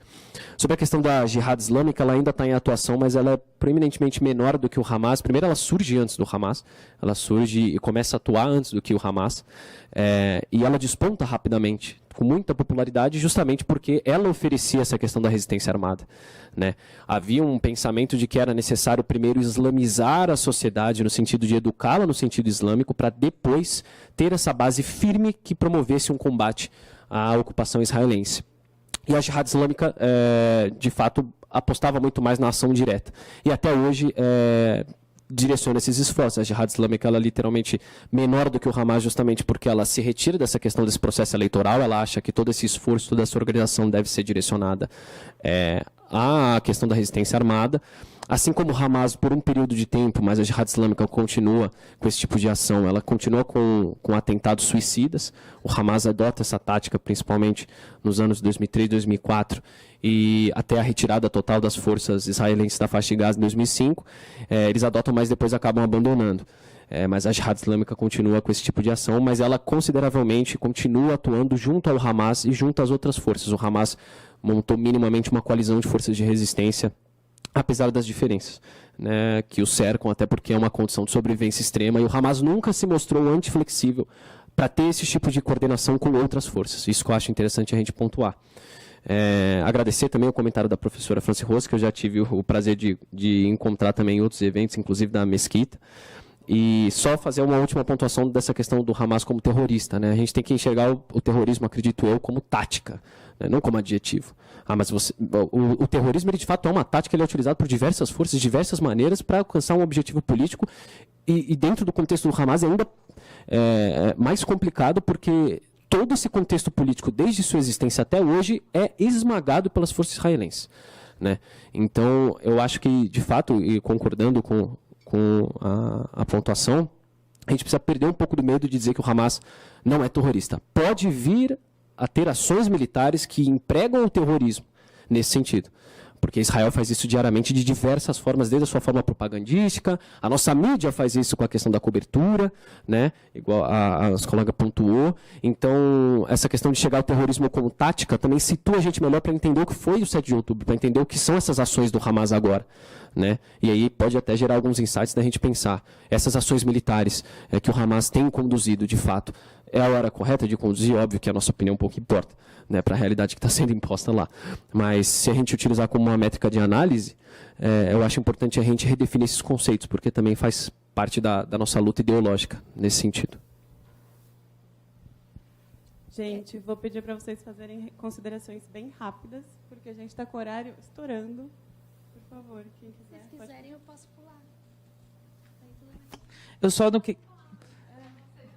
Sejam breves. Eu só não queria deixar sem responder a questão do luto, né? Onde há poder, resistência ao poder, né? E uma coisa da característica dessa violência exterminadora do apartheid israelense é que não basta matar a pessoa, ele mata também a sua reconhecibilidade como uma pessoa digna de ser enlutada, né? Então, assim, parte da resistência, inclusive a Samar Jaber diz que resistir é terapêutico por causa disso também, parte da potência da resistência é uma forma de gritar, eu sou gente, eu existo no mundo, né? Reivindicar a sua humanidade, né? Tomá-la, porque nenhum colonizador nunca concedeu humanidade a ninguém, né? E aí, nesse sentido, o luto, e aí é Judith Butler, né? Nesse sentido, o luto é muito poderoso nesse sentido do reconhecimento da humanidade. Só para passar, a única coisa que eu acho que... Isso me lembra muito o Huey Newton, a questão do suicídio revolucionário, sabe? A ideia de que eu não quero viver nesse mundo, eu não aceito a existência desse mundo. Ou ele acaba ou eu acabo com ele. E aí, esse se lançar, né, que parte do luto e transmuta o luto desses séculos de violência para a luta, né? É isso que eu tinha para dizer a respeito disso. Eu queria agradecer os apontamentos feitos e colocar aqui duas coisas. Primeiro, eu acho que 15 minutos é um tempo muito curto para poder se fazer entender completamente. Quando eu usei a palavra terrorismo, por exemplo, não tive o tempo de explicar o que eu compreendo como terrorismo, que, concordando com o que o nosso colega falou, é uma tática. Então, por exemplo, eu compreendo que Israel também é terrorista, no sentido de causar terror, pânico, a fim de conquistar um objetivo específico, seja qual for. E eu queria complementar que eu acho, apesar da gente ser de RI, a gente é do 4º ano ainda, eu acho que RI é uma área, às vezes, muito pobre para se explorar alguns fenômenos. Então, eu acho que as RI em si não bastam para falar sobre o genocídio palestino, até porque, por exemplo, a gente colocou no nosso policy brief, não deu tempo de apresentar, que as raízes disso são basicamente colonialismo. E não só o colonialismo por Israel, mas o colonialismo e imperialismo colocado por França, Inglaterra, toda a dominação. Então, essa parte eu tinha colocado lá nas raízes, isso bebeu muito do livro do Edward Said, que não é da área de RI, apesar da gente olhar. Então, eu acho que é uma lente muito específica e que realmente não dá para falar de paz só falando, bottom-up, não sei o quê. Tanto que a gente fez esse policy brief, na época, até colocou umas perspectivas um pouco frágeis de paz, mas que eu não sei o Vitor, mas eu pessoalmente tenho uma visão muito pessimista. Eu não acho que dá para falar de paz realmente só. Eu acho que o bottom-up seria uma possibilidade, sim, mas eu não creio que ele é tão viável assim quanto possa parecer, colocando num documento e pronto. São questões muito enraizadas e muito políticas, com muito ressentimento. É muito complicado se falar sobre isso com a devida seriedade que se deve dar ao assunto. Eu vou tentar ser rápido, porque eu sei que a gente está estourando o tempo, mas eu concordo muito com o questionamento do uso da palavra de paz para começar a conversa, até porque paz nesse abstrato pode ser qualquer coisa. Se você conversar com um israelense, ele vai te falar que o início dos anos 2000, durante o governo Netanyahu, foi muito bom porque estávamos num período de paz. Porque, afinal de contas, ele, no seu cotidiano, ele não sentia nada, ele não via nada. Ele não estava experienciando nenhuma violência. A violência estava para lá, estava no outro. O genocídio, o fim do genocídio palestino, aquilo que nós iríamos conceber como uma questão de paz, não é o que o israelense comum vai conceber como uma questão de paz. Realmente, eu admito isso, que paz no abstrato assim, não significa nada. Nada. Eu lamento, assim, foi uma falha nossa realmente durante a apresentação a gente não ter explicitado isso. Peço genuinamente perdão por isso. E acredito que, para além disso, algo que acredito que talvez a gente devesse ter tornado mais óbvio também, é o fato de que a gente comentou assim como você tratar isso simplesmente por uma questão de disputa de lideranças, por questões de lideranças políticas que não se entendem, não vai resolver absolutamente nada. Isso é algo que precisa ser tratado dentro realmente das raízes da sociedade israelense, como ela se compõe. Mas algo que eu acho que é muito importante também é o fato de que quando nós formos tratar dos problemas de política doméstica, dos problemas internos, como um impedidor para o fim do genocídio palestino, nós falamos apenas das questões internas israelenses. Isso não é uma coincidência, isso não é algo assim que nós acabamos por esquecer de falar das questões palestinas. Não, é porque o que impede o fim do genocídio palestino é Israel. É a política interna israelense, é a política externa israelense que é ditada pela sociedade interna. É isso que é colocado. Então, assim, novamente, isso aqui realmente um pedido de desculpas sincero da minha parte. Acredito que dentro do nosso, tratando do que nós estamos tratando, não é cabível esse tipo de erro, não é cabível nós não nos colocarmos esclarecidamente dentro disso. E me deixo à disposição aqui também, porque eu sei que a gente está estourando tempo para qualquer outra questão que queira colocar, queira falar, assim que a gente encerrar aqui. Eu, pelo menos, vou tentar ficar mais um pouco aqui para poder prestar. E muito obrigado, você não se exaltou de maneira alguma, e mesmo que tivesse se exaltado, estaria plenamente no seu direito de se exaltar. Obrigada, gente. Então vamos encerrar a mesa e tem o sorteio. Professora... Michel. Sorteio da revista.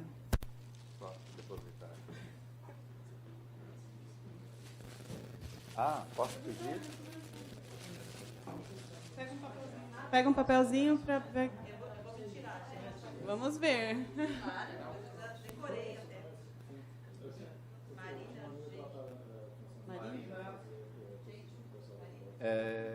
Geiger? Marina? Está aqui Marina, não? Outra pessoa?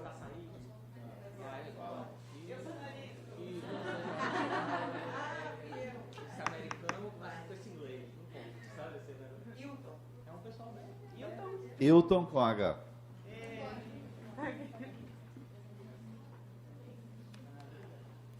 Obrigada, gente. Então, encerramos essa mesa. Não esqueçam de marcar a presença. E nos vemos na próxima.